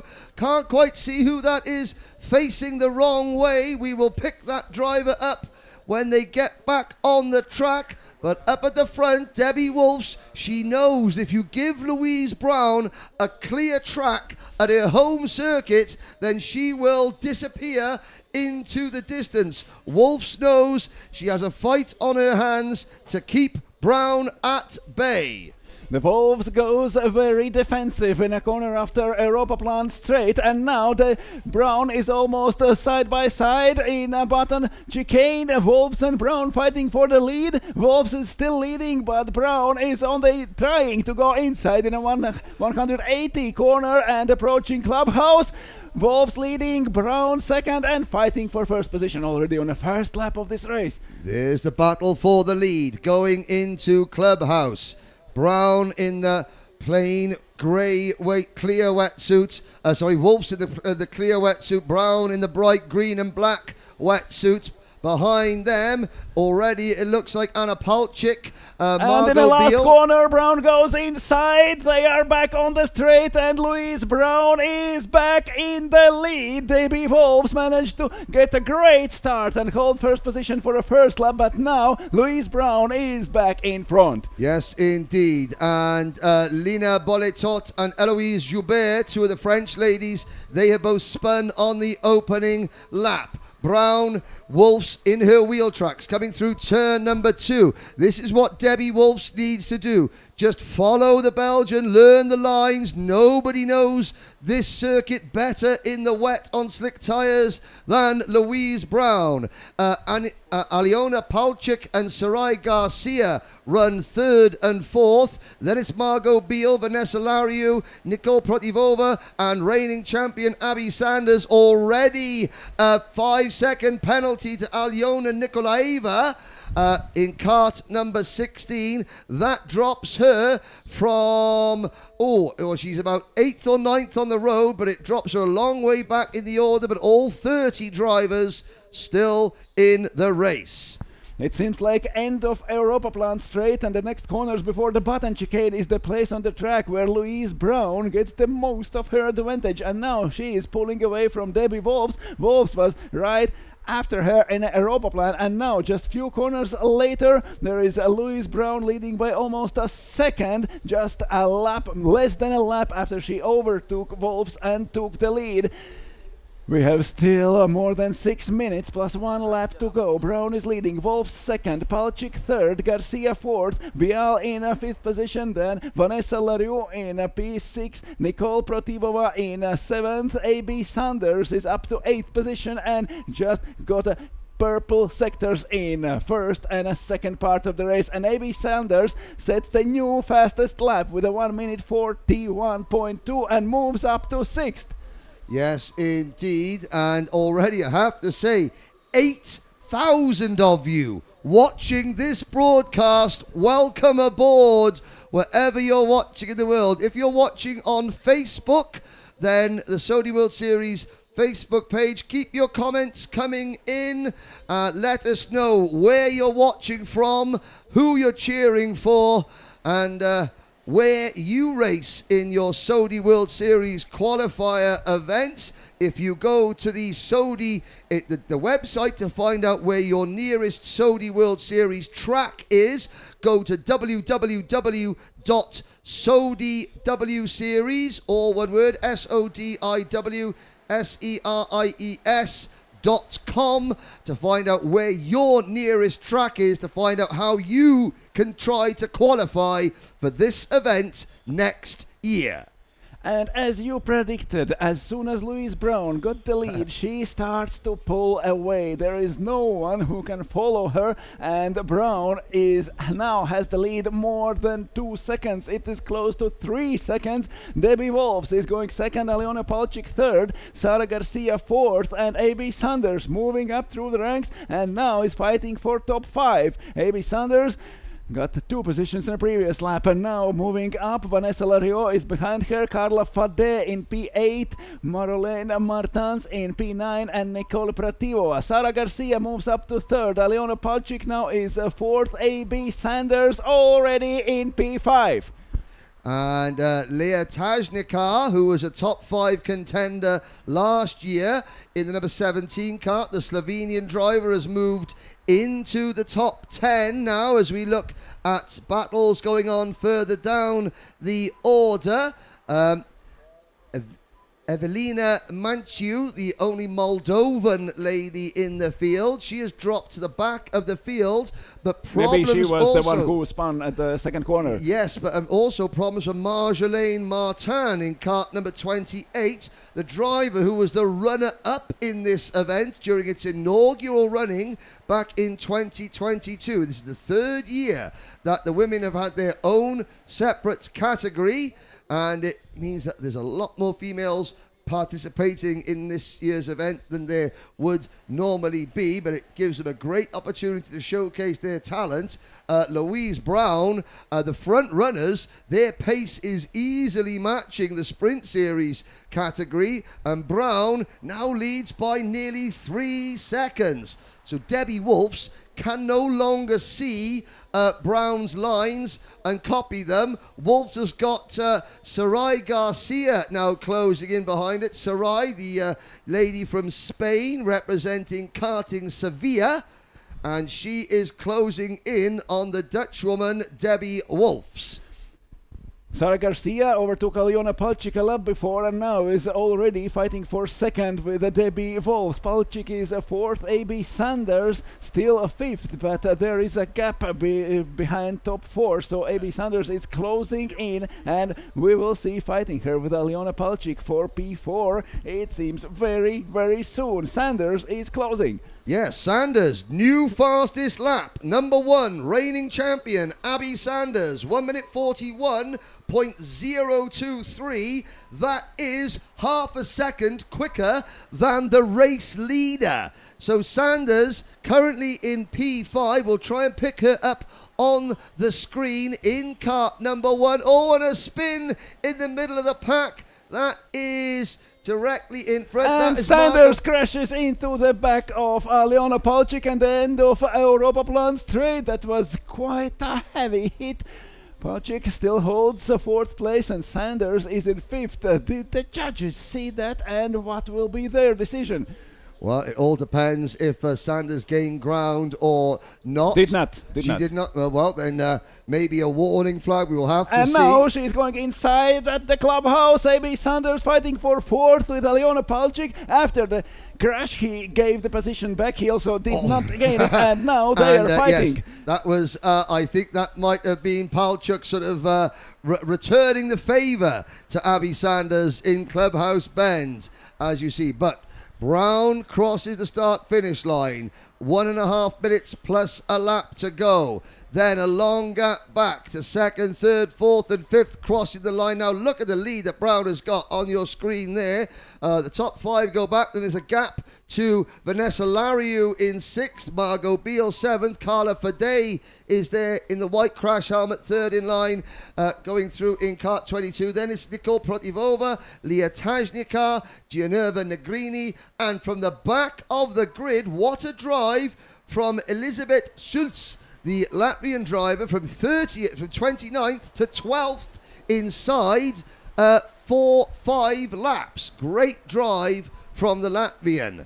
Elizabeth Schulze in P12 now fighting with Ginevra Negrini, but there is again fight between Sanders and Aliona Palchuk. They are side by side through the Europaplan straight. Sanders breaks late and goes wide, and Aliona Palchuk is back in front of her, and Sanders stays fifth. What a fight between Aliona Palchuk and Abby Sanders. They are swapping places the last two laps, and Palchuk still fourth, Sanders still fifth. Yes, indeed. There is a look. Debbie Wolfs in P2 coming through the 180-degree hairpin. And behind her, the number 13, Sarai Garcia in her wheel tracks. They go into Clubhouse Bend. Still use the wet line. Then it's Palchuk. Then it's Sanders. Carla Fadey has been given a 5-second penalty, which drops her from 7th on the road down to 10th position. And Brown starts her final lap. Her lead is 6 seconds. It was like this a year ago. No one saw where she went. Yes, exactly. They're all looking around. Oh, this is what happens. And this is a repeat of last year. However, Brown did not end up winning the final last year. I wonder why she was so slow at the start. Well, I mean, and maybe Wolves just being careful careful in the first meters. And I think Wolves knew that she had to make a great start because, and maybe try and keep Brown behind. If Wolves probably thought, if I don't get away at the start quickly, then Brown is going to disappear. Brown has disappeared anyway, but Wolves at least managed to lead for a little maybe while. Maybe the right side of the track is still with more water than a wet, yes. whereas a racing line. The outside row, so the drivers on the outside line of the grid, that's the racing line. That is getting drier, Gertz. That's an excellent point. Marjolaine Martins has retired. But on your screen there's a battle trying to see the cart number on screens through there. This is just in the lower order of the top 10. The leaders, or the leader, is coming around there, is Abby Sanders in the number 1 plate cart, still chasing Iona Palchuk for 4th position. Wolfs there on your screen being chased by Sarai Garcia. Then it is Palchuk and Sanders, but into the final corner comes your race leader, Louise Brown. Wolves and Garcia fighting for second, Palchuk and Sanders for fourth. Sanders is close behind before the final corner, but she does not go inside, going the outside line behind Palchuk. Louise Brown takes the win, more than 6 seconds away in front of everyone. Debbie Wolf second, Garcia third, Palchuk fourth, and AB Sanders is fifth. Yes, indeed. The rest of the top 10 still coming across the line. Vanessa Lariu and Margot Beal finished 6th and 7th. Nicole Protivova and Leah Tajnika 8th and 9th. With the 5-second penalty, Carla Fadey drops to 10th ahead of Ginevra Negrini. Elizabeth Schutze, again, fantastic drive from the lady from Latvia in cart number 11, started last, finishes 12th. She passes 18 drivers to get there. Rosanna Marziano and Alyona Nikolaeva and Eve Theo round out your top 15 finishers.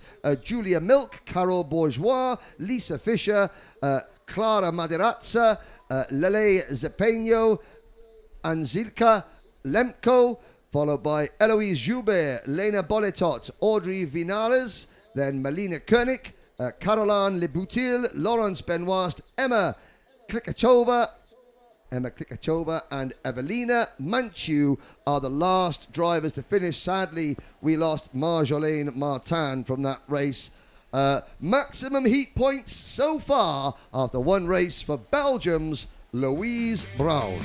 And in a heat you get 2 points more than second place if you win, but the next points are just divided according to the places. There is no gain being in front of any other position. Only the first one gets 2 points more than second. Ah, right, okay, now look at the replay. That is Bolitot spinning on the opening lap.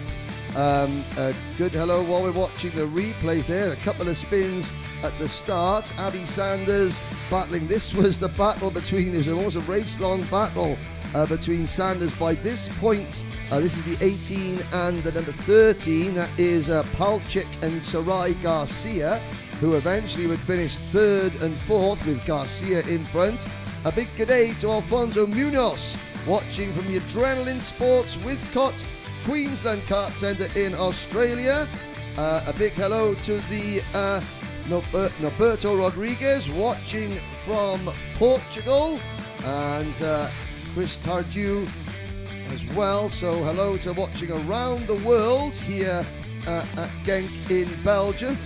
Hard to believe, 10,000 views so far, and we're only, there's Palchuk returning the favour to Sanders in their battle for sixth, and the ladies getting their elbows out, and that's a good battle through the button chicane. No love lost between Sanders and Palchuk as they finish fourth and fifth. The checkered flag is out, and the rain has still stayed away. But after looking at those highlights, now the first of our sprint races. Sprint Heat 1, Group A, 25 drivers in total. And to keep the Aussies in the Facebook chat happy, you've got not one, but two weapons going in this race in the form of Mitch Chimes and also in the form of Brock Thornton. They will start 7th for Thornton and 21st for Chimes. Keeping a look at the Portuguese contingent. Who have we got representing Portugal in this race? Nobody. So, but keep watching anyway. We got a Portuguese race director, so you can clap every time he dishes out a penalty or something like that.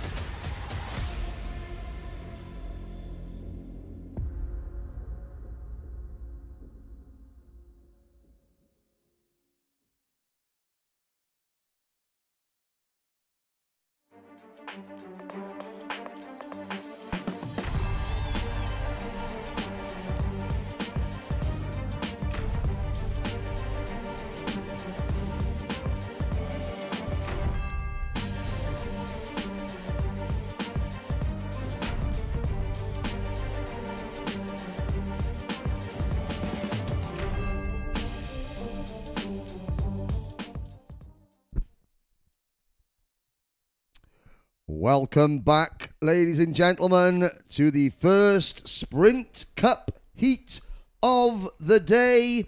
Again, 10 minutes plus 1 lap on a damp but rapidly drying track. And what we said earlier, Gertz, is that the drivers starting on the outside row of the grid, in this particular case, the number 58, Marco Favazzo from Italy and Davis Zalmans from Latvia, they're in the box seat effectively because the track is a lot drier. We will give you the full starting lineup. Belgium's Simon Delven starts from pole position. Then it is Marco Favazzo. Nick Cosacina, a double winner in this event. 2 years ago, he won the kids class. Last year, he won the junior class. The Slovenian driver starting third on his senior debut. David Zalmans, Remy Sterling, Carl Hermia, and then Brock Thornton, who's got a lot of support in this race, starting on the fourth row of the grid. Fabio Picardo, Enzo Jiracek, Simon Legal from Austria, Ahmed Al-Hamadi from the United Arab Emirates, Leonardo Bleek, Michael Nemetz, Adrian Ionesco, Albert Boss, Storian Dosev, Daniel Dobis, Ahmed El-Sisi from Egypt, Simon Laflamme from Canada, Jose Gonzalez, Mitch Chimes, starting from the nosebleed section, and that's a Hilltop Hoods reference for all the Aussies watching. You wouldn't have got that if I was English, but luckily I'm Welsh. You're going to batter us in rugby later, but hey, we'll worry about that another time. Jean-Francois Drapeau, Madi Kadiri, and Amaril Afik Mot Fakhrudi from Malaysia, and rounding out the field from Lithuania is Pranaitis Girardas. Drivers on the grid, we're waiting for formation lap. Delven, Favazzo, Koshenina and David Zalmans in the first 2 rows. The outside line maybe is a little bit drier than the inside. It also seems that the outside part of the track is maybe a little bit higher and the water is flowing down to the right side of the starting straight. The rain has stopped, the wind is picking up, the track is drying, and the first group of sprint racers will race in a very, very challenging conditions. Yes, so Belgium, Italy, Slovenia, Latvia, France, Australia, Austria, the United Arab Emirates, Germany, the Czech Republic, Hungary, the Netherlands, Bulgaria, Slovakia, Egypt, Canada, Spain, Morocco, and Malaysia, all represented in this race. Sadly, Pranaitis Girardas from Lithuania has withdrawn from the meeting, I believe. The driver from the Bakjuns Kartodromo Drift and Go circuit is not with us. We hope that Pranaitis is okay. And let's watch. So if you are Marco Favazzo starting from P2, Davis Zalmans starting from P4, Carl Hermier starting from P6, and Fabio Picardo starting from P8. I think you'll be feeling pretty good about the start because you're on the drier line. This is one of the only times where maybe being on pole is a disadvantage. Because the rows are even, the first and second, third and fourth, there is no advantage for first and third and fifth position. They are just side by side with the second and fourth, just they are on the inside for the first corner. But if the line is wet still on the right side of the track and a little bit drier on the outside, that proved to be decisive already in a woman class. And now the sprint racers are back on the grid. They line up in their formation. 24 drivers on the grid. We would have had 25, but sadly, Pranaitis Gerardus not there. Hello to Marco Felipe Silva on the live chat, as well as half of Queensland watching. Apparently it's raining on the Gold Coast. Well, it's raining here in Belgium, so you should feel at home. Here we go. One or two drivers just getting settled into their grid spot. I know there's a lot of people at the Dubai Kartdrome watching this. That's where Ahmadi races, and the lights go green, and we are off and racing side by side on the outside. Favazzo wheel to wheel with the pole sitter, but somehow Simon Delven on the wetter line holds on just. The rest of the field plunge through turns 1, It 4 seems it's wide. Salmans who goes out in the second corner, pulls wide, and now he's only a 5th place. But Delven still leading. Favazzo tried everything he could, but the outside line was not fast enough. And after just a few touches between them, Delven is leading and Favazzo still second. And I did notice further back in the pack, Ahmed Al-Hamadi, somebody spun in the middle of the track, and Al-Hamadi having to take to the grass to avoid them. You could see Hamadi down at the back of the field. It's a good start from Karl Ermier in the number 11 kart. And Ermier moving up there. Oh, a couple of people understeering. They're trying to get 3 wide through the button chicane. Somehow, they make it work.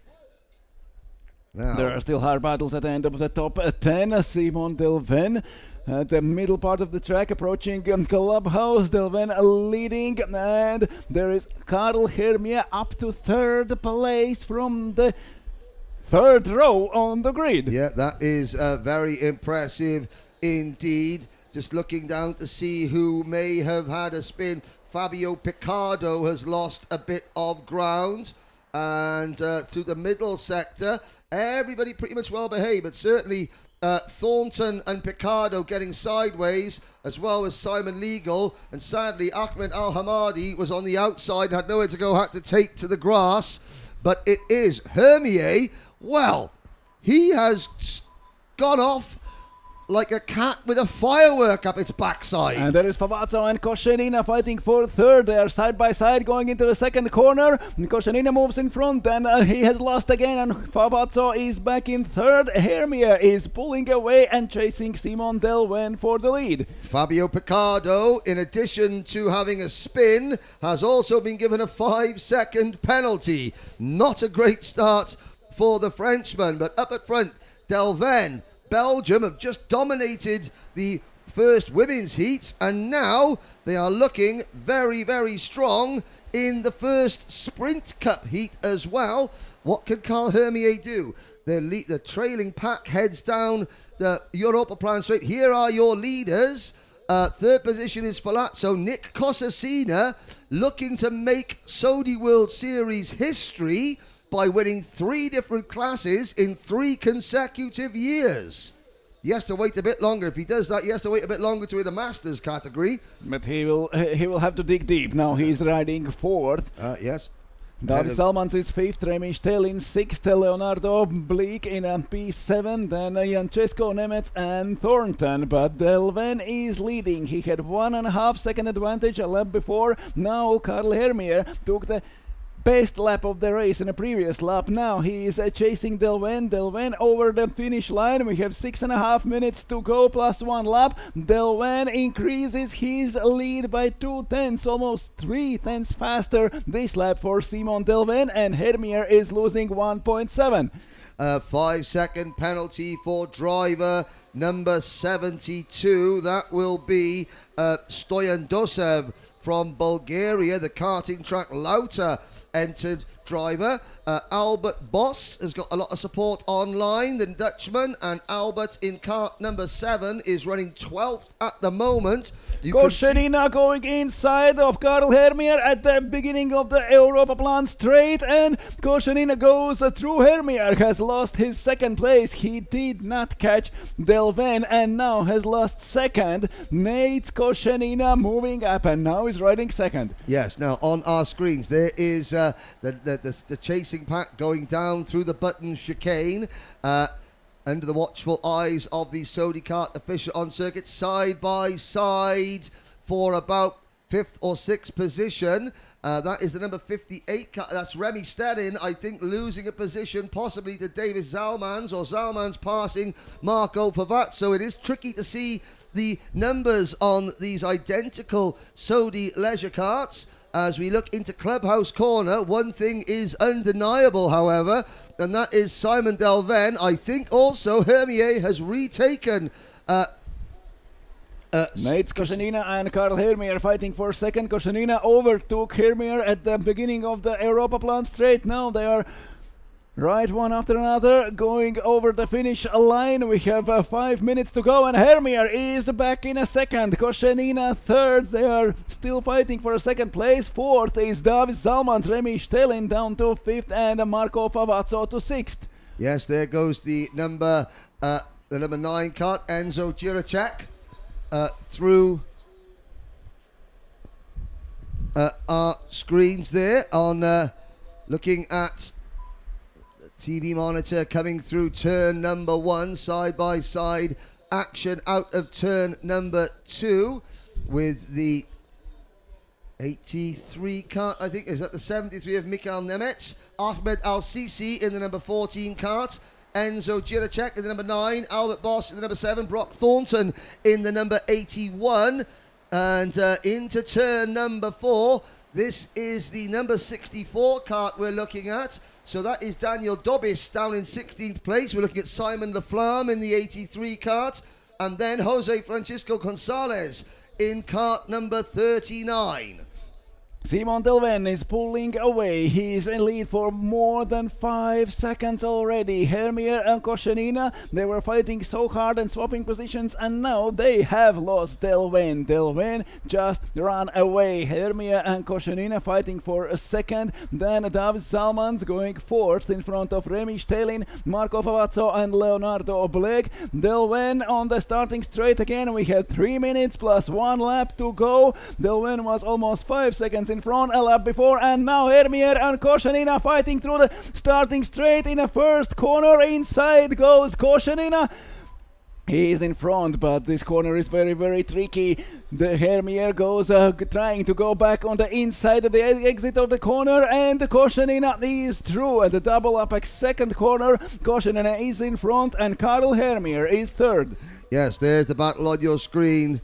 Behind, some 5 seconds behind the race leader, Hermier, Koshenina heading out towards turn number 4 now. The leader is already down the Europa Plan straight. Koshenina with that orange crash helmet. The clear race suit on both drivers, but you can see Koshenina with the head and neck protection device, the neck brace on his kart as he slides his way through the button complex with Hermier sitting right behind him. Now Koshenina takes a tighter line, and you can see this, even though the sun is shining, you haven't got the dry line emerging yet. Here comes Karl Hermier looking to the inside, not quite, falls back in line. Now Hermier has another little look up the inside, but no, it is Koshenina holding on to second place and beginning to stretch away. But you can see that, Gertz, dry track emerging, sun is shining, Delven is blitzing away at the front. He leads by 5.5 seconds. The sun is shining, but the track is not dry enough. They are still racing wet lines. No, man. Everyone who is trying inside is just sliding off through the outside of the corner. Delven has increased his lead to more than 6 seconds. Koshenina is up to second. We have 1.5 minutes plus 1 lap to go. There is a huge advantage for Simon Delven. There is almost no hope that Koshenina could close this gap of more than 6 seconds. Karl Hermier is third. Davis Zalmans driving fourth. Remy Sterling is fifth. Then Marco Favazzo, Leonardo Blake, Adrian Jancesco, Mikhail Nemets and Enzo Giracek in P10. I have to say, the reliability has been superb, Gertz. We had 24 starters, 24 carts still running. And really, let's have a little look back through the order. What's happened to Brock Thornton? Brock Thornton's dropped back to 15th position. There is the second and third place carts on your screen, with Davis Zalmans all on his own in fourth. Looking back, the first real battle is behind this group. So there's Koshenina on our screens. The first real battle is for 5th and 6th positions. And the field is spread out, and now we're looking at a couple of drivers. There's somebody using the traditional dry line and through the button still not chicane. getting advantage. Not quite, but I think a couple more minutes, and that dry line There will is be... no minutes for this group. The time is almost over. We have 10 seconds left. The leader is at the end of the lap, and it seems he will not cross the finish line before we run out of the time. Simon Delven goes through, and there is 0 on the clock. That means 1 lap till the finish. Yeah, here it goes. There you can see Manuel Branco, our race director, on the right-hand side of your screen, giving the drivers that's the one-fingered salute. That's not, the middle finger. That's the number 1 lap to go. Some of the other we drivers... do not know. We do not know. maybe. Now, further back in the pack, there goes the number 58 kart through your screen. That was Marco Favazzo being chased by Adrian Ionesco. Further back, there you can see the number 7 leading the next group. That's Albert Boss in 11th position. Albert coming under pressure from Austria's Simon Legal. And up the front now is this. This is not the battle for second. It is a battle further down the order, however. It's Stelin and Bleak fighting for 5th and 6th positions, and followed by Favazzo. The leaders are split their times, and they have already, it seems like, have decided their positions. I mean, an 8-second lead. I mean, Simon Delven, fastest lap of the race, 1 minute 38.6. That was 1.5 seconds faster than Nick Cosacina. It seems like no one else has driven under 1 minute 40, but Delven has 38.6. Incredible. Somebody has turned the afterburners on that kart. Here's a good battle coming out of 180. Driver just checking over his shoulders. Try and catch the numbers on that kart. That's the number 58. So this is still the battle between Stelin, Bleak and Favazzo, but as they go through the clubhouse bend, the checkered flag waves, and number 71, Simon Delven from East Belgium Action Kart Centre, takes a dominant victory over Slovenia's Nick Cosacina. And Carl Ermier, who started strongly and then faded, but as you can see on your screen, as Delven celebrates, the sun is now blazing down on this Karting Genk circuit. Delven wins for Belgium, Cosacina second for Slovenia, then it's Ermier, Zalman, Stelin, Bleak, Favazzo and Ionesco. That's not the World Heritage Site, that's Adrian Ionesco, followed by Mikhail Nemec and Enzo Giracek. That's your top 10. Albert Boss, Simon Legal, Ahmed El-Sisi, and Fabio Picardo, your top 14. Brock Thornton, 15th, followed by Daniel Dobis. Then Jose Francisco Gonzalez, Simon Laflamme, Ahmed Al-Hamadi recovers very well to 19th. Ahead of Mitch Chimes, Stoyan Dosev, Madi Kadiri, the only Moroccan driver in the sprint category, then Jean-Francois Drapeau and Amarul Afik Mod Fakhroudi to give him his full title for Malaysia. And that is, well, there are 4, that was Group A. We've now got Group B, C and D to go. 3 more races, and that is the first round of heats for every driver have been completed, as we will have a little look at some of the highlights of that race. And this is where it all went wrong on the first lap. You can see the number 9 kart there getting it a little bit crossed up. That's Giracek, and Giracek into the side of the number 31 kart. That was Leonardo Bleak. And watch on the outside. Look, you've got running around the outside. Desperate line for number 7. Line. And Ahmed Al-Hamadi there in the red and green race suit, just having nowhere to go. Suddenly there was track, and then there was mud. This is only the first race in a sprint category today. In the first heat, we have 3 races to go in a first heat, and then second, and then third. We have full day of racing here at Saudi World Series. I now know why there are so many Aussies watching, because it's the evening in Australia and everyone's finished work and they're cracking open a couple of tinnies to watch the go-karting. Now we know why. So Brock Thornton, you have to make better for the next race. Yes. Put your finger out, Brock. You got people watching. I mean, if you're Australian and you're in racing and you've got the name Brock anywhere, you know, in that, but you know, you've got to be quick. If you're Australian, you already are quick. I mean, King of the Mountain, Peter Brock, the late great Peter Brock. He'd probably be wagging his finger a little bit at Brock Thornton there. I do remember. I'm old enough to remember Brocky in the Mobile 05 Commodore on slick tyres, the 87 Bathurst 1000, showing everybody else the way to go who are on wets, but that's just showing my age and the fact that I'm an anorak. There is the wonderful clubhouse and restaurant and bar. Yes, the bar here at Belgium. There are many Everyone families will here. be there at the evening. Yes, and well, there was so don't run away after third heat. Yes, there will be a photo for every driver, and so everyone stay at the track, please, today. But also, there was a gentleman from the Ukraine yesterday who's proudly. He's wearing it today. He's wearing his Ukrainian flag proudly. Yesterday morning, the flag was round his shoulders. The last time I saw the gentleman in question, the flag had dropped a little bit. I think he may have forgotten a couple of items of clothing. He'd also forgotten how to walk in a straight line. Certainly enjoying the Belgian hospitality, I think, is the way that we say it. But it means that party was perfect. It was. The welcome and the hospitality here at Genk has been second to none. I think the man remembers his name, but not sure about what else. Okay, next race up in a short while will be Group B. While we wait for the drivers to be put into their carts, we will take a short break.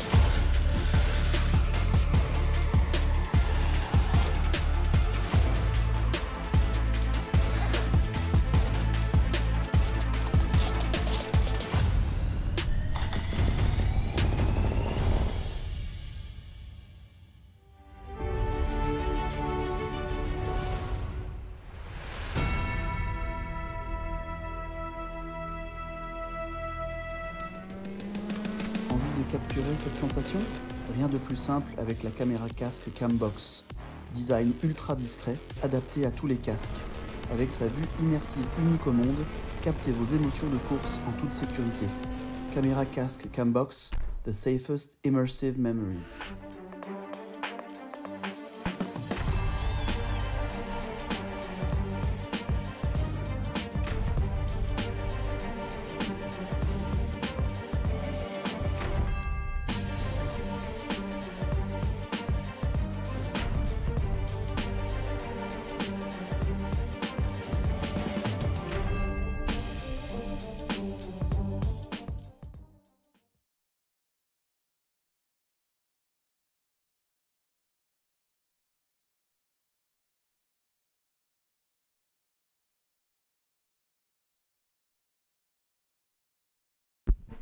Welcome back, ladies and gentlemen, to Karting Genk in Belgium as we get ready for Sprint Heat 1 Group B. And The sun is shining. It's not your monitor that is got more colorful than before. The weather is improving, the track is drying, and now the conditions are getting more and more difficult each race. Yes, indeed. And of course, you know, drivers who will start at the back, you know, the track will improve every single lap. Now, as they line up on the dummy grid, they will be following a rolling lap. Let's take you through the starting lineup of this one. Pole position, Massimo Mattioli from Italy, Benjamin Kuyvers. The Belgians having a great day so far on home soil, starting on the outside of row number 1. Vladimir Yanchenko and Jack Williamson, top 5 last year. Jack from Brentwood Karting in Essex goes to the outside of row number 2. Taruki Nobe and Viktor Koblitsky go from row number 3. Then it's Konstantinos Dusopoulos and Tom Vielputz on row 4. Simon Dolsicki and Nicholas Esser go from row number 5.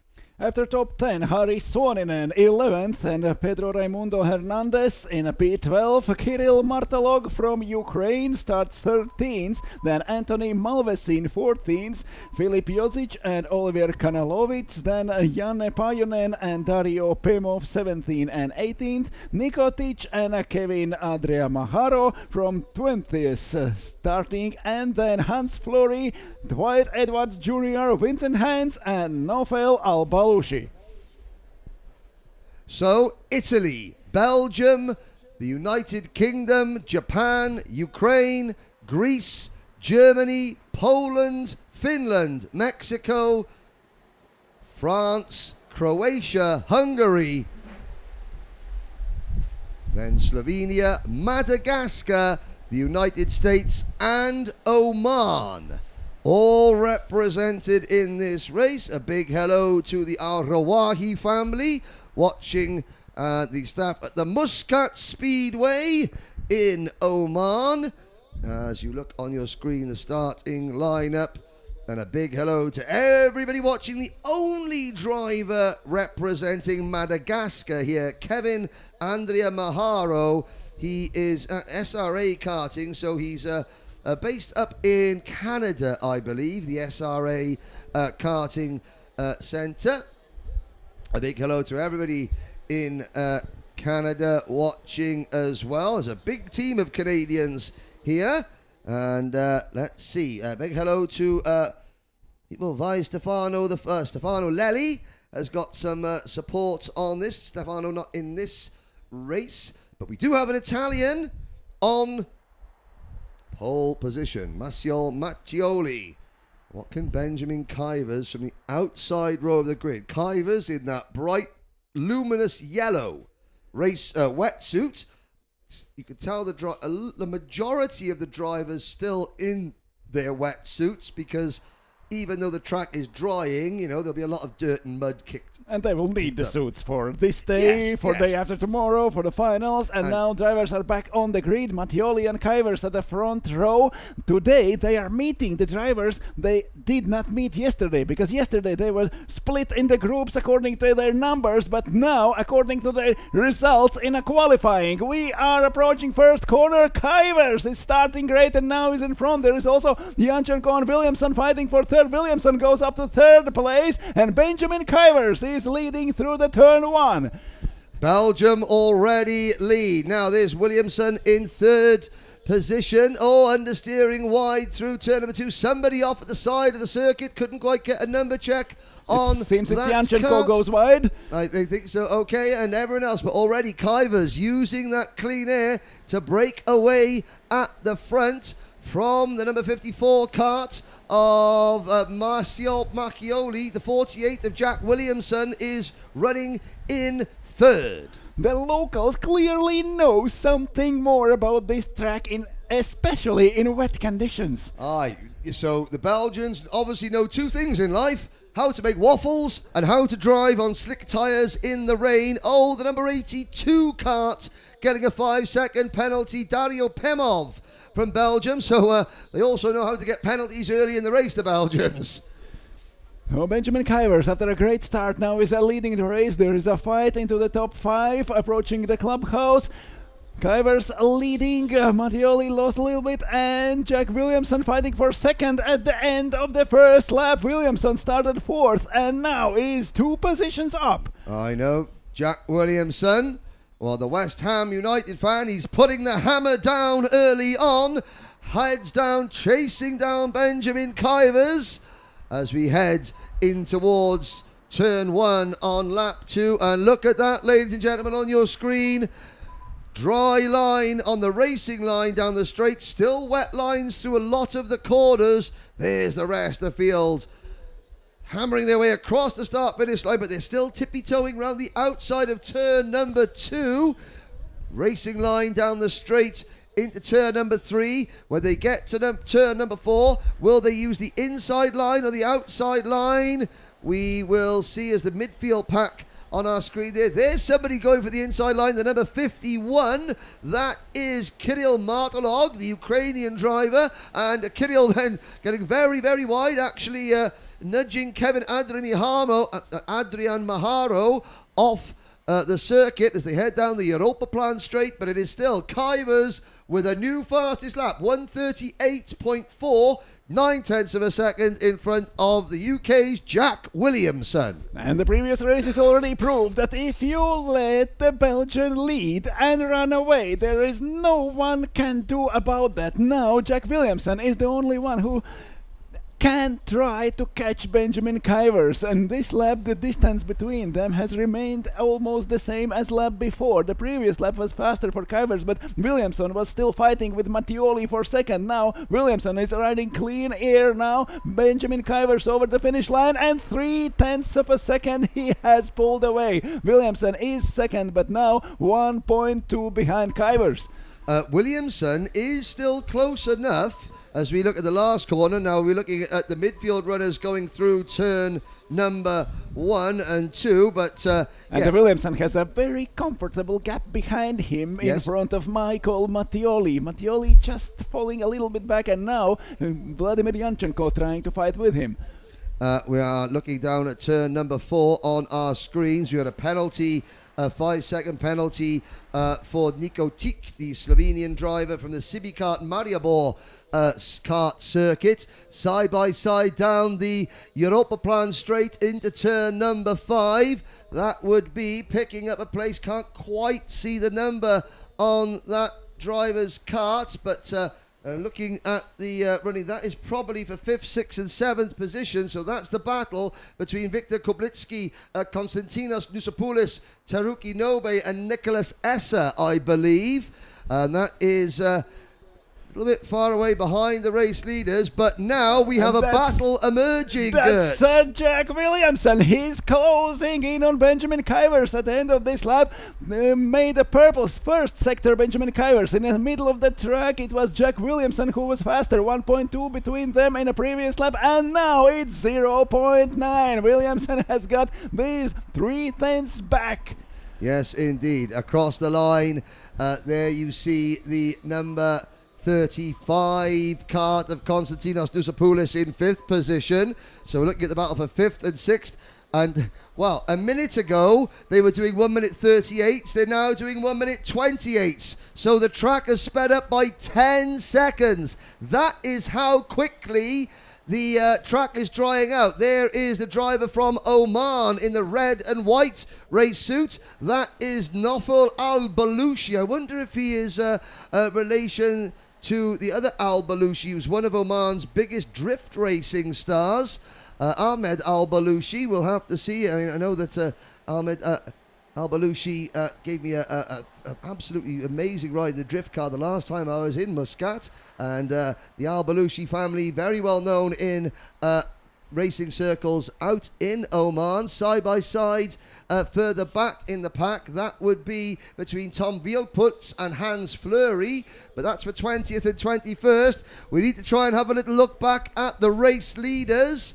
because Jack Williamson is closing up. The leaders are coming across the start-finish line, and the gap is shrinking. 0.9 the lap before, now 0.7. Williamson has made Kuyvers to look over his shoulder already twice in the previous lap. Kuyvers knows that Williamson is closing in on a first place. They are fighting for the win. We have 3.5 minutes plus 1 lap to go, and Jack Williamson is only 0.7 seconds behind Kuyvers. Yes, indeed. Konstantinos Nusopoulos with a new fastest lap, a 1 minute 26.7 in kart number 35.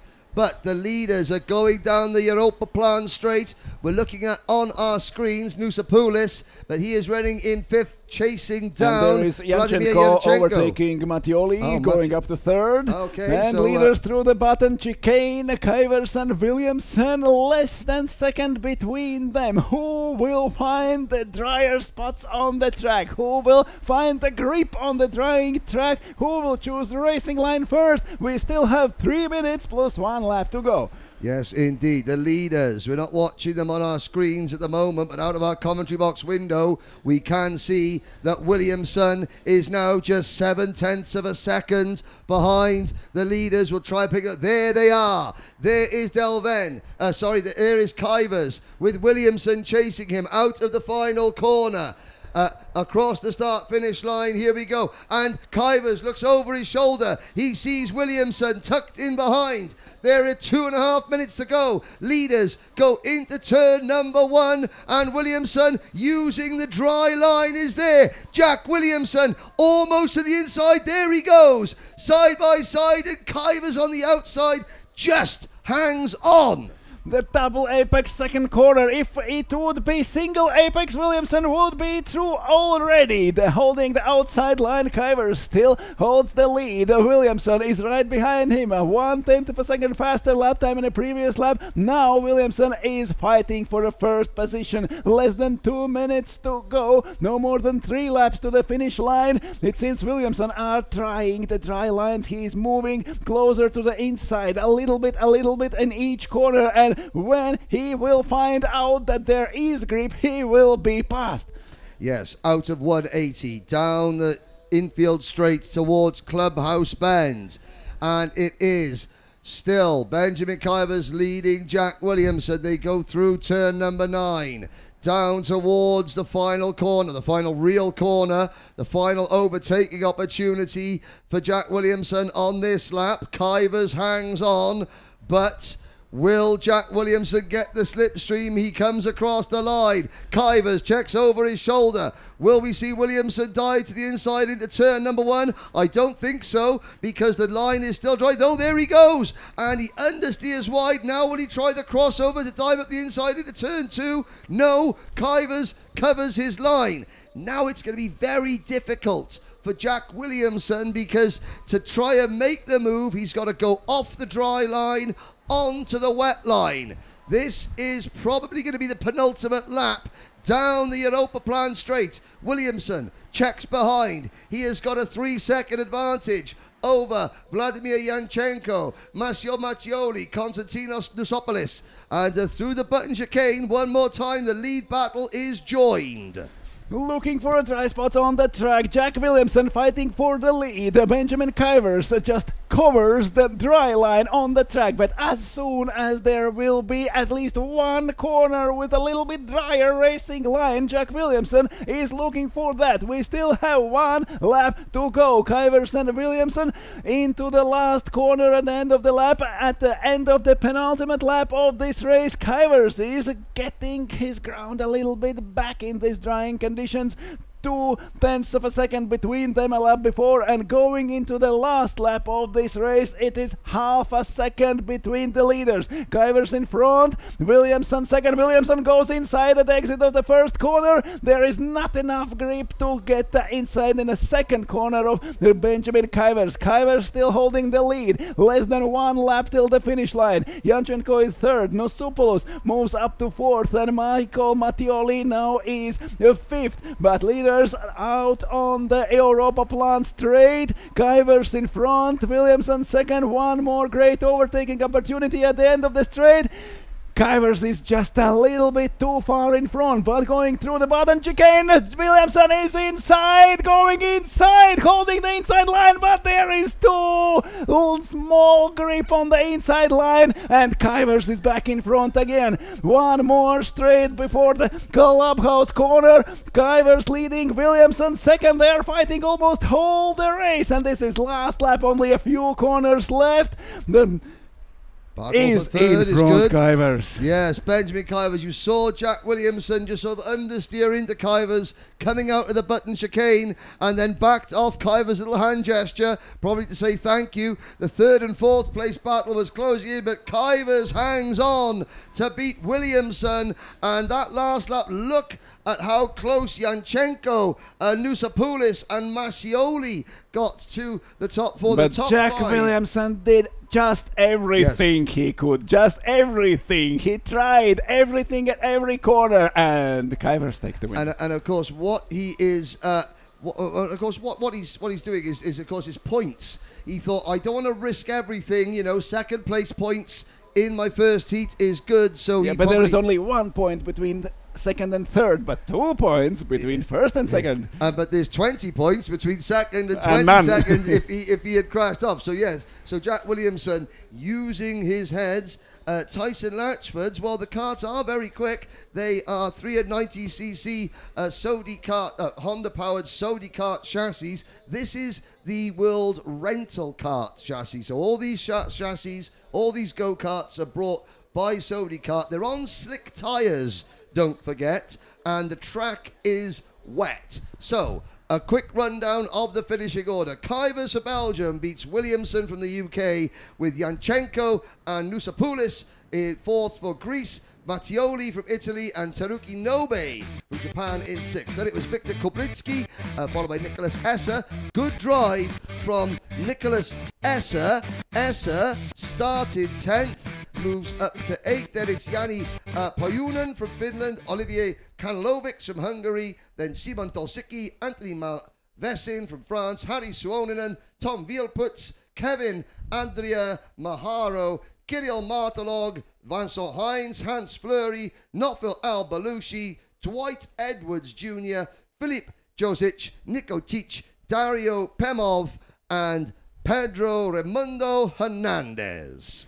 This was the second group of sprint drivers. We have 2 races left in the first heats today. There will be a lot of interesting races in front of us just today. Then tomorrow there is an endurance for the whole day, 12 hours of racing, and then at the Saturday we will decide who will be the world champion in the Saudi World Series. 48 teams will battle for 12 hours tomorrow. The entire race will be live streamed, and if you're watching back home thinking, oh, I don't want to watch karts go over 12 hours, if I tell you that last year's 12-hour endurance was eventually decided by 4 seconds. 3.4, if I remember correctly. Yes, Even less. What's 6/10 between friends? But it gives After you an idea. After 12 hours of racing, they got only a couple of meters between the leaders. Exactly.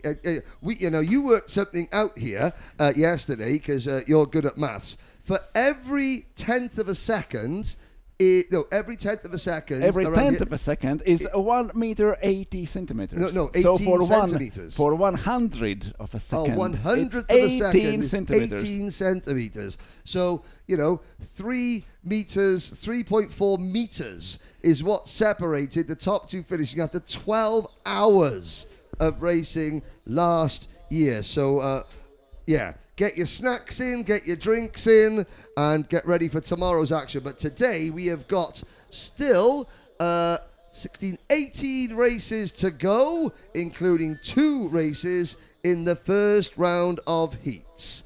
We will be back very shortly with Heat 1 Group C in the sprint category.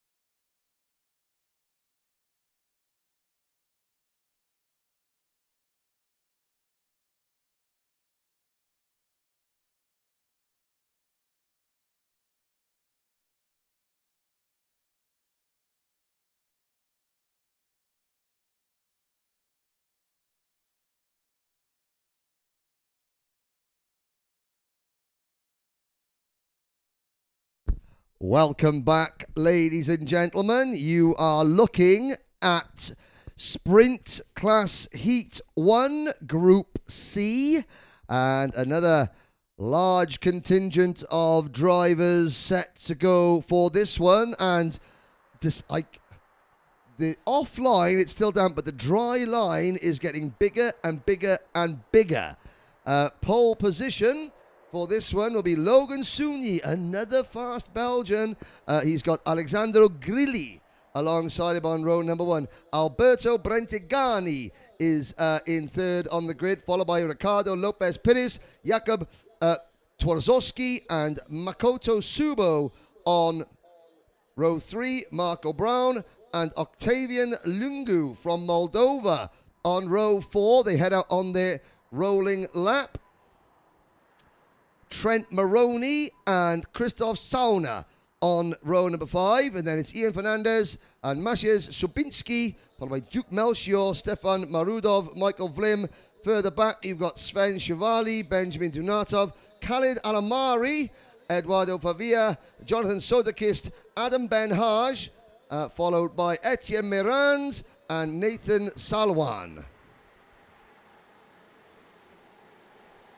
Formation lap for Group C. We have 2 races left in the first heat. The Group C means that the pole position holder Logan Sugni was in a third fastest group, set the first fastest lap yesterday in wet conditions. Yes, maybe he was waiting to get on the track earlier because he was really fast in a damp track. Yes, and of course each driver had 3 qualifying sessions yesterday, and each qualifying session only decided their starting positions for 1 heat race. So 3 qualifying sessions, 3 different grid positions, unless of course you were fastest in everyone, and then then you start from the same place. But there was no one who managed that. Not one single driver took a clean sweep of pole positions in their races. They come into formation. We have drivers from Belgium, Italy, Spain, Poland, Japan, the Czech Republic, Moldova, the United Kingdom,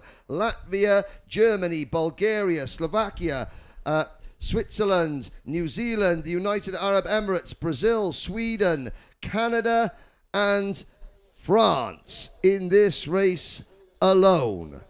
Stewards going through the grid, checking grid positions. 24 drivers back in their starting positions, or 23. We have lost Victor Christensen. Yeah, Victor Christensen, the only Danish driver to have qualified, sadly is not here. And just the back of the field, you can see, Nathan Salwan just being moved into the correct position. I think he was cheekily trying to get onto the better side of the grid, but our eagle-eyed observers went, no. And the green flag waves, we're off and racing. And Pires goes through almost to second place. Logan Sugni from the inside, but Pires is very fast off the line over Brentignani and Grilli, and now fighting a second. Sugni is holding his lead. Pires through Grilli and Brentignani following in third and in fourth places. A little bit of elbowing going on through turn number 2 in the middle of the pack, but everyone through cleanly. The lead group have managed to break clear already. 1, 2, 3, 4, about 7 drivers. Here's everybody else trying to sort themselves out. 3 wide, almost 4 wide, coming out of turn number 4. And look at that pack plunging down the Europa Plan straight. Are they all going to get through cleanly? Just about. Good job there from the drivers. And top 6 drivers, bumper to bumper, through the 180-degree corner, closing on the clubhouse. Sugni, Pires, Grilli, Brentignani. There is Makoto Kubo in a 6th place. The Japanese driver is setting fast the second sector. We have 3 drivers side by side before the final corner of the first lap. Top 3 are pulling away, and there is very, very harsh battle for 4th to 6th places. The blue and white race suit of Belgium's Logan Sugni leads the race ahead of Spain's Ricardo Lopez Pires and Alessandro Grilli. Then you have Alberto Brentigani in 4th position, and Makoto Kubo from Japan in the traditional white race suit that all the Japanese national drivers seem to wear the white and red colours of the land of the rising sun. And Kubo is inside before the Europa Plan straight. He dives inside, goes out in front, and Brentignani now is down in 5th position. And look at that. That's a very unique Japanese style. Instead of leaning forward under the steering wheel, a lot of the Japanese drivers, they sit back, lift their knees up just to get the airflow over the kart. It's a tradition that only the Japanese seem to do, but they're creating downforce with their chest. Yes, they move their body weight back in the kart, so there's more weight over the rear axle, and there's less air force, less airflow over the front. We'll see maybe next lap when we get a view down the Europa Plan straight, the unique driving style of the Japanese team here in Genk, and in fact all over the world. When I commentate on all sorts of kart racing, that is how they And we have a fight for the lead. Pires and Sunya side by side. There is a Grilly trying to get advantage of this. Sunya is on the outside. Grilly goes inside together with Pires. They are fighting.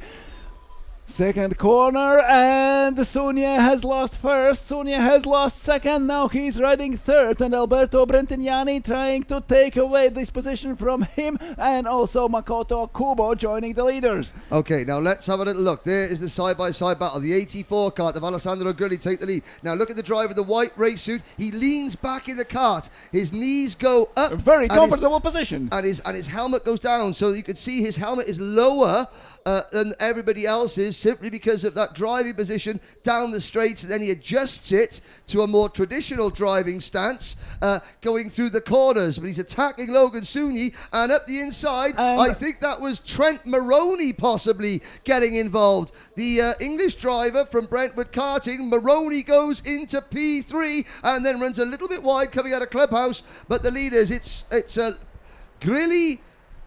And in the final corner, Kubo goes outside and has lost 2 positions. He is showing something clearly to Trent Moroni and Jakub Dvorzowski. Grilli is in the lead, Brentignani down to 3rd. Sunya now is only 4th. I think that you can see Makoto Kubo there signaling to Manuel Branco, pointing at the driver in front. Manuel Branco probably thinking, well,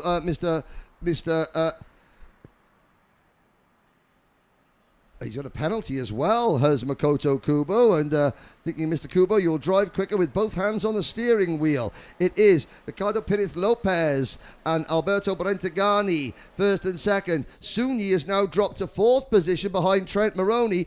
Adam Ben Haj is up to 5th for the United Arab Emirates. Ben Haj, the Dubai Autodrome based driver, is having a storming run. You can see he is up into P5. He's 6th on the road because the driver in 5th place on circuit, Makoto Kubo, has a 5-second penalty. And Ben Haj is chasing Trent Moroni for an actual 4th place now, but 5th on the track behind Kubo. Alessandro Grilli has got that very distinctive yellow race suit with the stars on the yellow star on his crash helmet, pushing Ben Haj along. In fact, no, Ben Haj there in 5th. Salwan Grilli has a 5-second penalty as well. So we've got Grilli, who is running in, let me count them, 4th or 5th place. He's actually dropped to 9th. With Makoto Kubo 10th, so several of the front runners have got penalties. Here is the battle on track. Number 19, Ricardo Lopez Pires, leading. There's Makoto Kubo. We wait for the usual. Nope, he doesn't do the Japanese tuck just yet.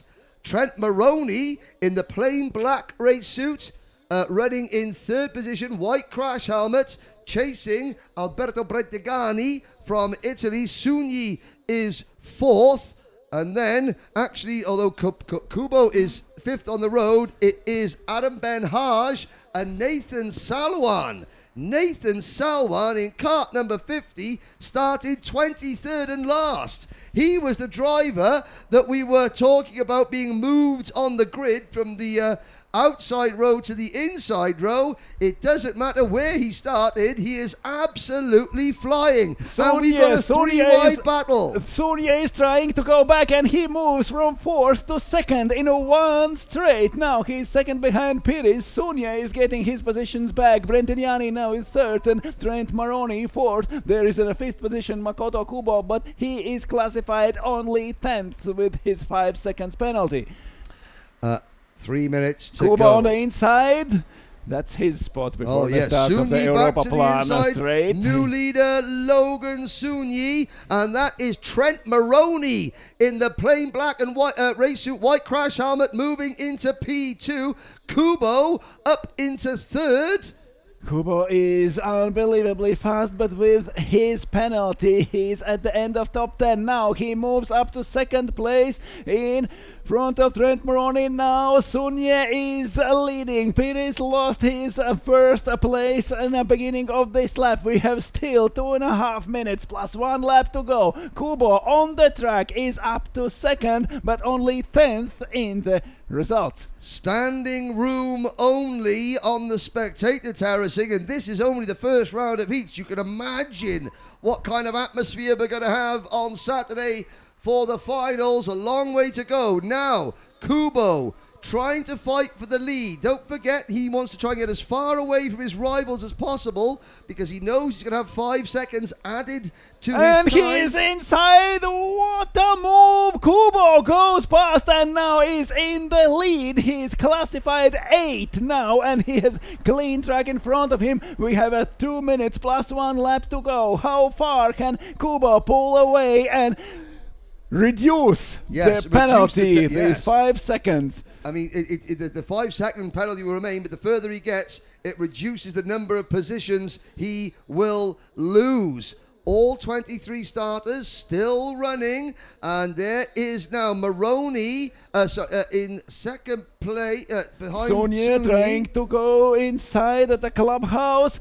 Kubo still in the front. They're fighting at the end of the lap. We have still a little bit more than 1 minute to go, but they are approaching the last corner. Kubo in front.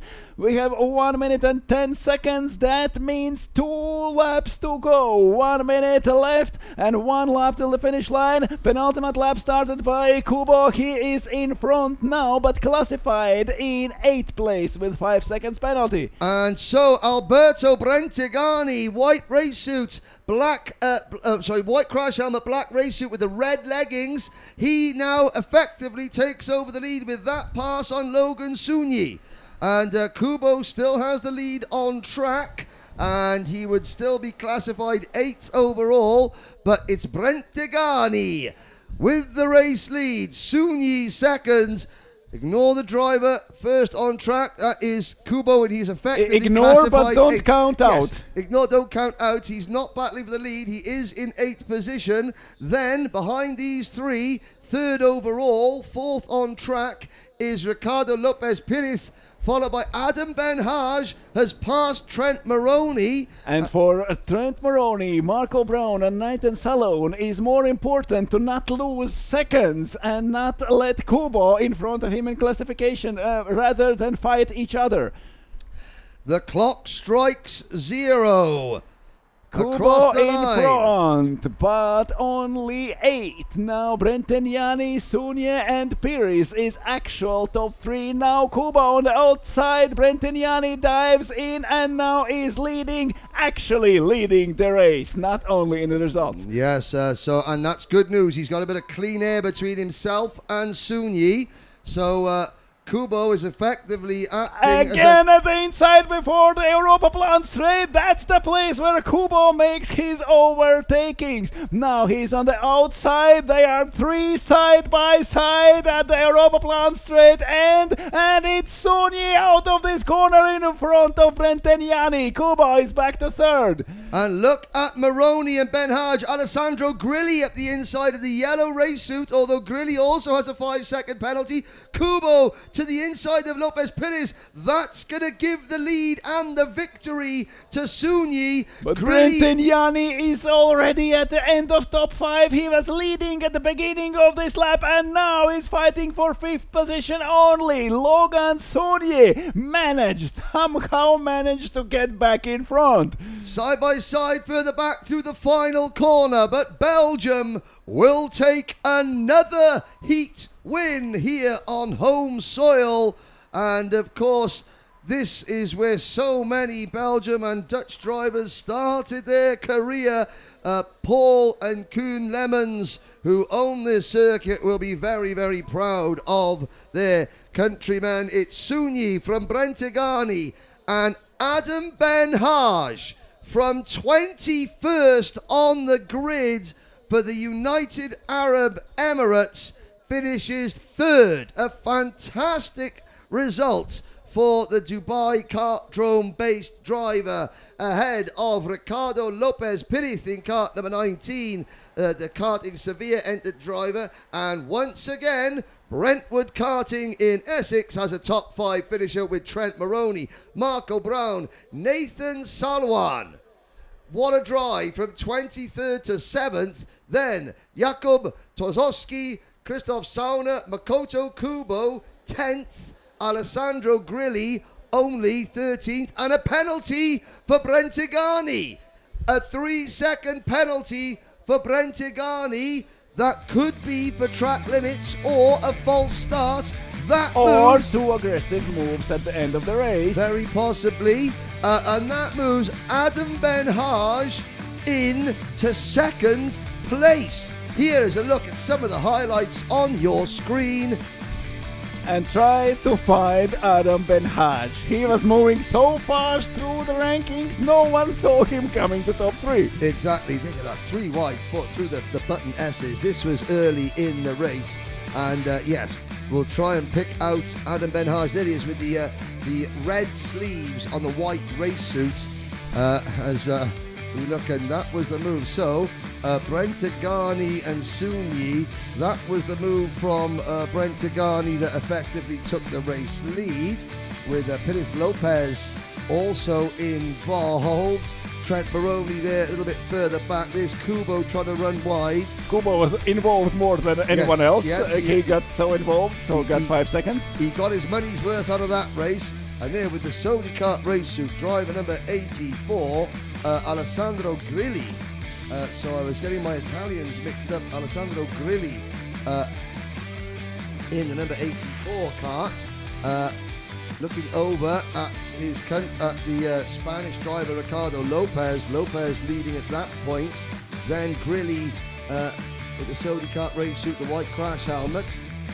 And yes, Sunyi coming into what I believe is the final lap. There is where Sunyi eventually managed to take the lead and the victory, with Perez Lopez on the outside and Brentigani on the inside. And Makoto Kubo spent an awful lot of time gesticulating. There's a lot of communication. Yes, yes. The international language of go-karting. 1 lap to go. Kubo led with the number 37 kart of Brentigani taking the lead briefly here. And Sunyi following them very closely, and now we will see how Sunyi managed to get 2 positions in 1 lap. At the end of the last lap of this race, they were going into the corner side by side in the bottom chicane, and here, before the bottom chicane, it is Sunyi who comes out first. Yes, and now we look at a bit of argy-bargy further back down the order, but for one thing is certain, Sunyi is your race winner. I'm looking a little bit further back. Kubo was 2nd with a penalty, also with a penalty for Brenton Yanni, and then was Ben Hodge. So as we wait for the next race, we've got a little bit of time before we have the final heat in round one. It'll be Group D, but before then, let's hear from some of our partners.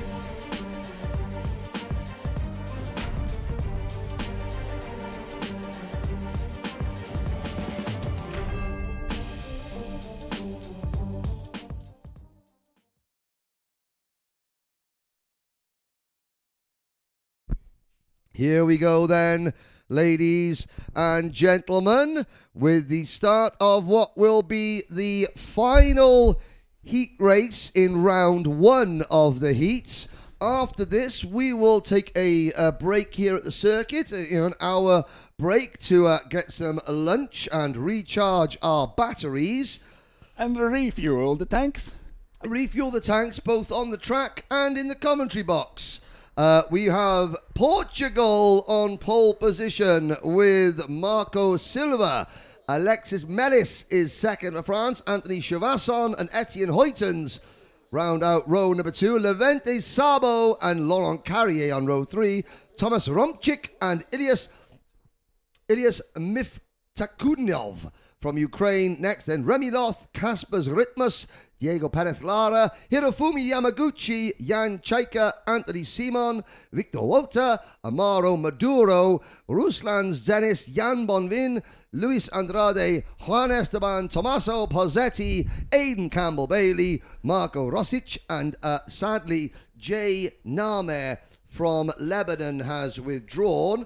So in this race, we have representation for Portugal, France, Belgium, Slovakia, Poland, the Ukraine, Latvia, Spain, Japan,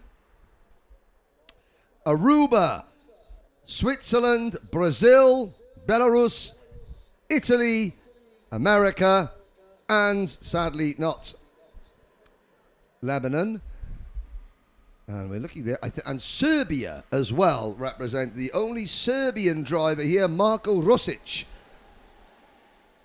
Rosic at the end of the grid. Now everyone on a formation lap, and the last race in the first heat here in Saudi World Series. Marco Silva at the pole position, Alexis Melis on the front row, followed by Anthony Chevasson and Etienne Huitens, then Levente Zabo and Laurent Carrier. Formation lap, and one more great race to see, to watch, to participate. 10 minutes plus one lap here in Saudi World Series. Yes, at the end of this race, it'll be 8 down, 16 to go. And this is the first race where the track is bone dry. There are some of drivers who slid off of the final corner still find some wet spots if there outside of the track, but not on the tarmac. If you look hard enough, drivers, you will find some slippery stuff. But let's hope that they all manage to stay on the prepared surface. The grass here at Genk is very well manicured. Let's not spoil it. How's that? A big thank you once again to everybody who has tuned in on the live Facebook chat and the live Facebook page. Looking down there, I mean, we've had 14,500 views so far, so there's a plenty of people watching around the world. And we are racing again. Silva and Melis. Silva is slow off the line, and it's Anthony Chevasson who is already on the inside and in front of everyone. Chevasson from third place on the grid now is leading into the first corner, followed by Silva and Melis. There is a fight for a third place during the second corner, and top 5 drivers out of the next straight, and it's Anthony Chevasson who is leading. Yeah, great start from Chevasson, just getting the jump, getting to the inside line, and of course the inside line is off the racing line, so there may have been some residual moisture there, but it didn't slow Chevasson down. There are 4 wide back in the pack. Looking there, that looked like Victor Vota in the Red Bull Kart Attack race suit. The number 1 plate car much further down the order than he would normally be. Side-by-side battle for third place, coming through 180 degree. Behind and the we have a car. retirement. One driver is off the track and out of the kart. He's laying on his back now. Hirofumi Yamaguchi, it's Luis Andrade from Brazil. What happened there? Is out of the kart. But he's back on his feet, so is now so getting far so back good. in. I think he's probably a little bit upset. The kart is fine, and he realised that the grass is too wet to lay down there. Yes. And whatever was hurting isn't hurting as much as a wet race suit. Will Andrade get back into the race or not? I have a feeling he may have made contact with the tyre barriers. And there is something. Andrade the stewards are taking him off. And out of the race. We'll watch. He's with one of the officials there moving around, so he's in a little bit of discomfort is our Brazilian driver Luis Andrade. We hope that he is okay. Now back totally okay is Anthony Chevasson. He is leading by almost a second now in only second lap of this race. Started third, Chevasson is in front. Alexis Melis and Marco Silva fighting for second and third. Then Levent Szabo, Diego Perez Lara in P5, followed by Etienne Hutens, Remy Lot, Laurent Carrier and Ilyas Mitav-Kudinov. Then Tomasz Romczyk completes top 10. And I'm just looking, Andrade is stepping out of his kart and walking away. I think he probably took a knock from behind, is a bit winded. But he's now walking away. So for the Brazilian contingent, Andrade is okay. Back up at the front, you're looking at the chasing pack. Second, third, fourth, fifth, they're 3 wide for 6th or 7th into turn number 2. Trying to see who that is. P6. That's Pozzetti, Tommaso Pozzetti battling for 8th position. I know that because he's got his name on the back of the race suit. That's always helpful as well. As Pozzetti now picks up a position, passing, I think that might be Levente Szabo in the blue race suit who he has overtaken.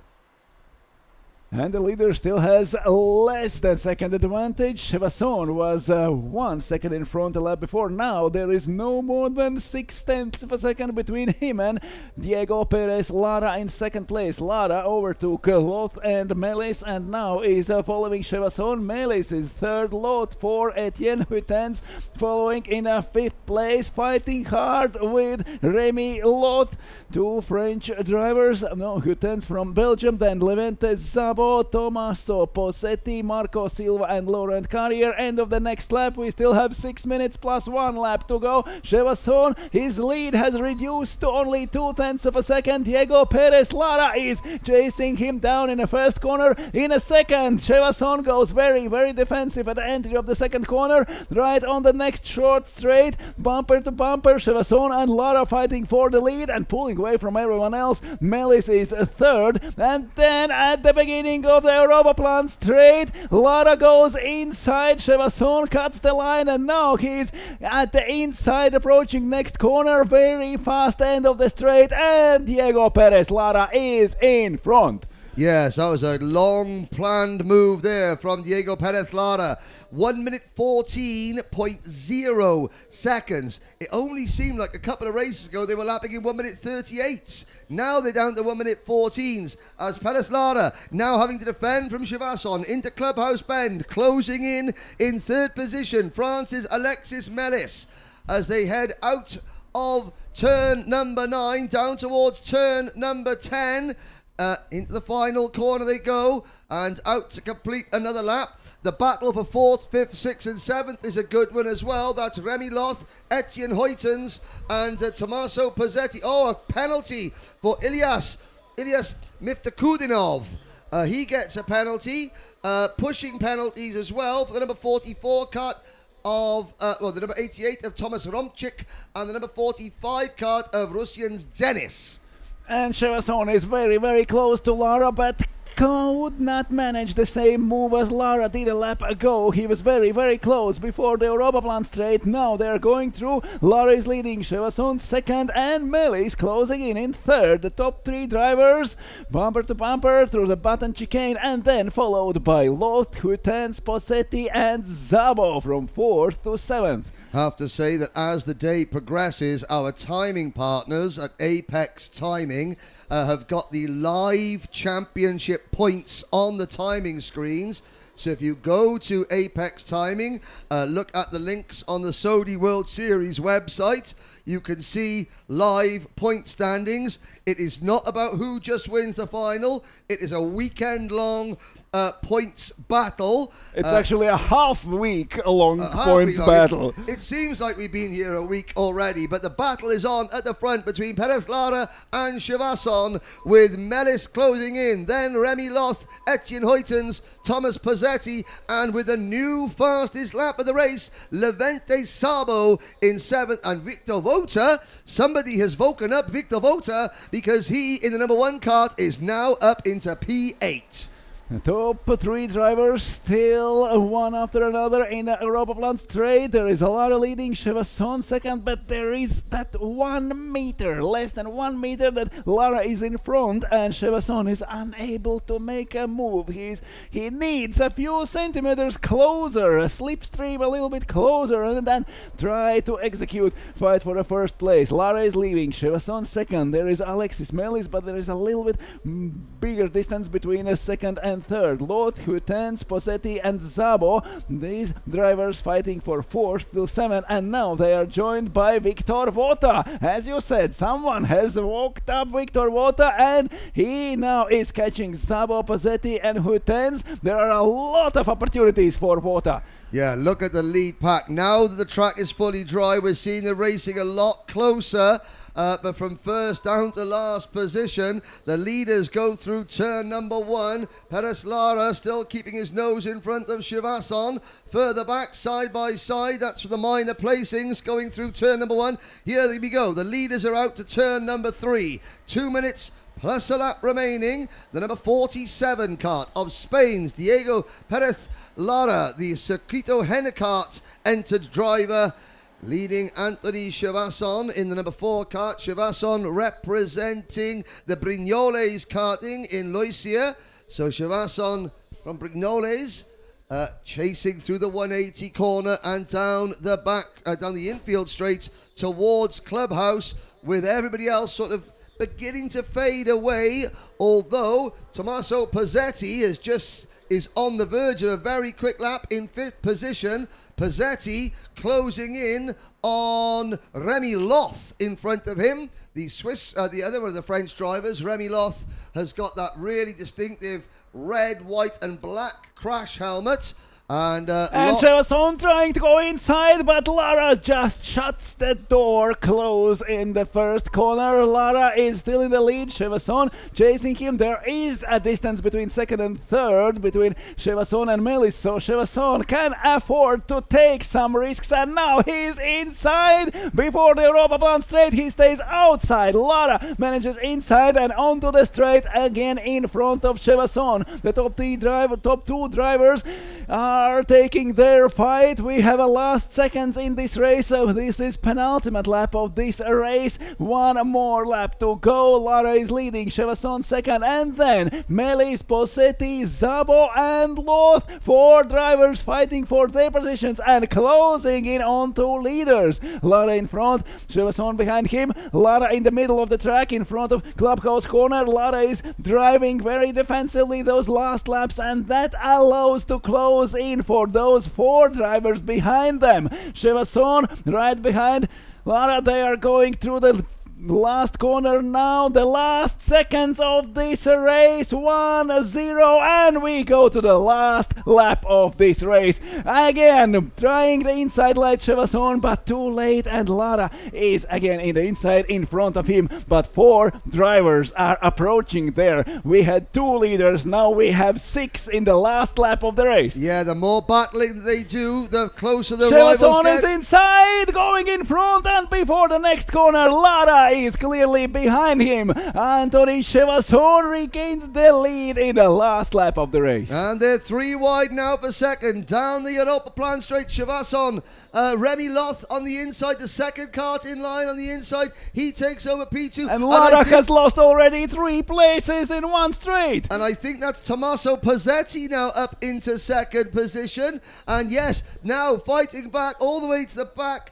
Perez Lara to the back of that group. 6 karts fighting. One of them is the number 44 kart of Ilyas Mifkudinov. He has got a 5-second penalty. That isn't going to bother the race leader. He has to defend into the final corner. He defends into the final corner, out of that, and they are side by side going out of the straight. 2 drivers on the inside of Chevasson, Tommaso Pozzetti. Sabo just pushed him in front of Chevasson. Pozzetti takes the win. Anthony Chevasson is second and Levente Sabo fourth. Then Melis and Diego Perez Lara was leading, was fighting with Chevasson. There was no one behind them, and he lost. And you know what that proves, ladies and gentlemen? You've always got to be Don't nice. go too defensive. Well, you've always got to be nice in the paddock, because occasionally you'll need a friend. And Levente Sabo, he had 2 karts side by side in front of him. Would he help Chevasson or would he help Pozzetti? He chose to help Pozzetti. So Pozzetti, you owe Levente Sabo At least 10 centimeters. at least 10 centimeters. You owe him a pizza. So Pozzetti takes the win from Chevasson. Sabo third. Melis is fourth. From first to fifth on the last lap for Diego Perez Lara. Then it's Remy Loth, Victor Vota in seventh, Laurent Carrier and Etienne Hoytens 8th and 9th. Marco Silva, who started this race from pole position in the number 70 kart, finishes 10th. Then with a penalty, well, he would have finished fourth on the. He would have finished third on the road had it not been for that penalty. Ilyas Miftakudinov in 11th, and Amaro Maduro, Aruba, get a top 12 finish. That is their highest finish in the sprint category. The track ever. is dry. They know these conditions. Of course, when, and again, for all the people watching the Caribbean, we hope you're safe and well. I know as we look at the highlights from that race, and it really, business has picked up.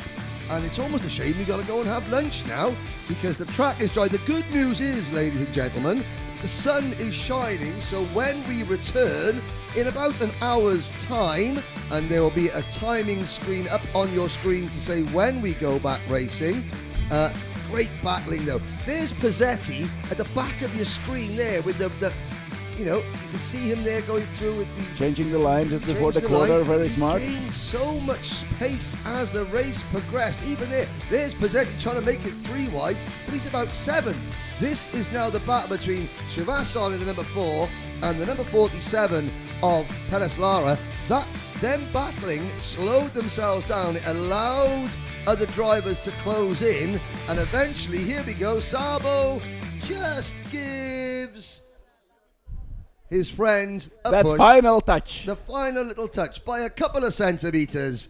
Tommaso Pozzetti takes the win. That concludes, ladies and gentlemen, the opening round of heat races. And the only first round of 3 heats today. 16 races to go. Twice as much as we saw already. Twice around the clock.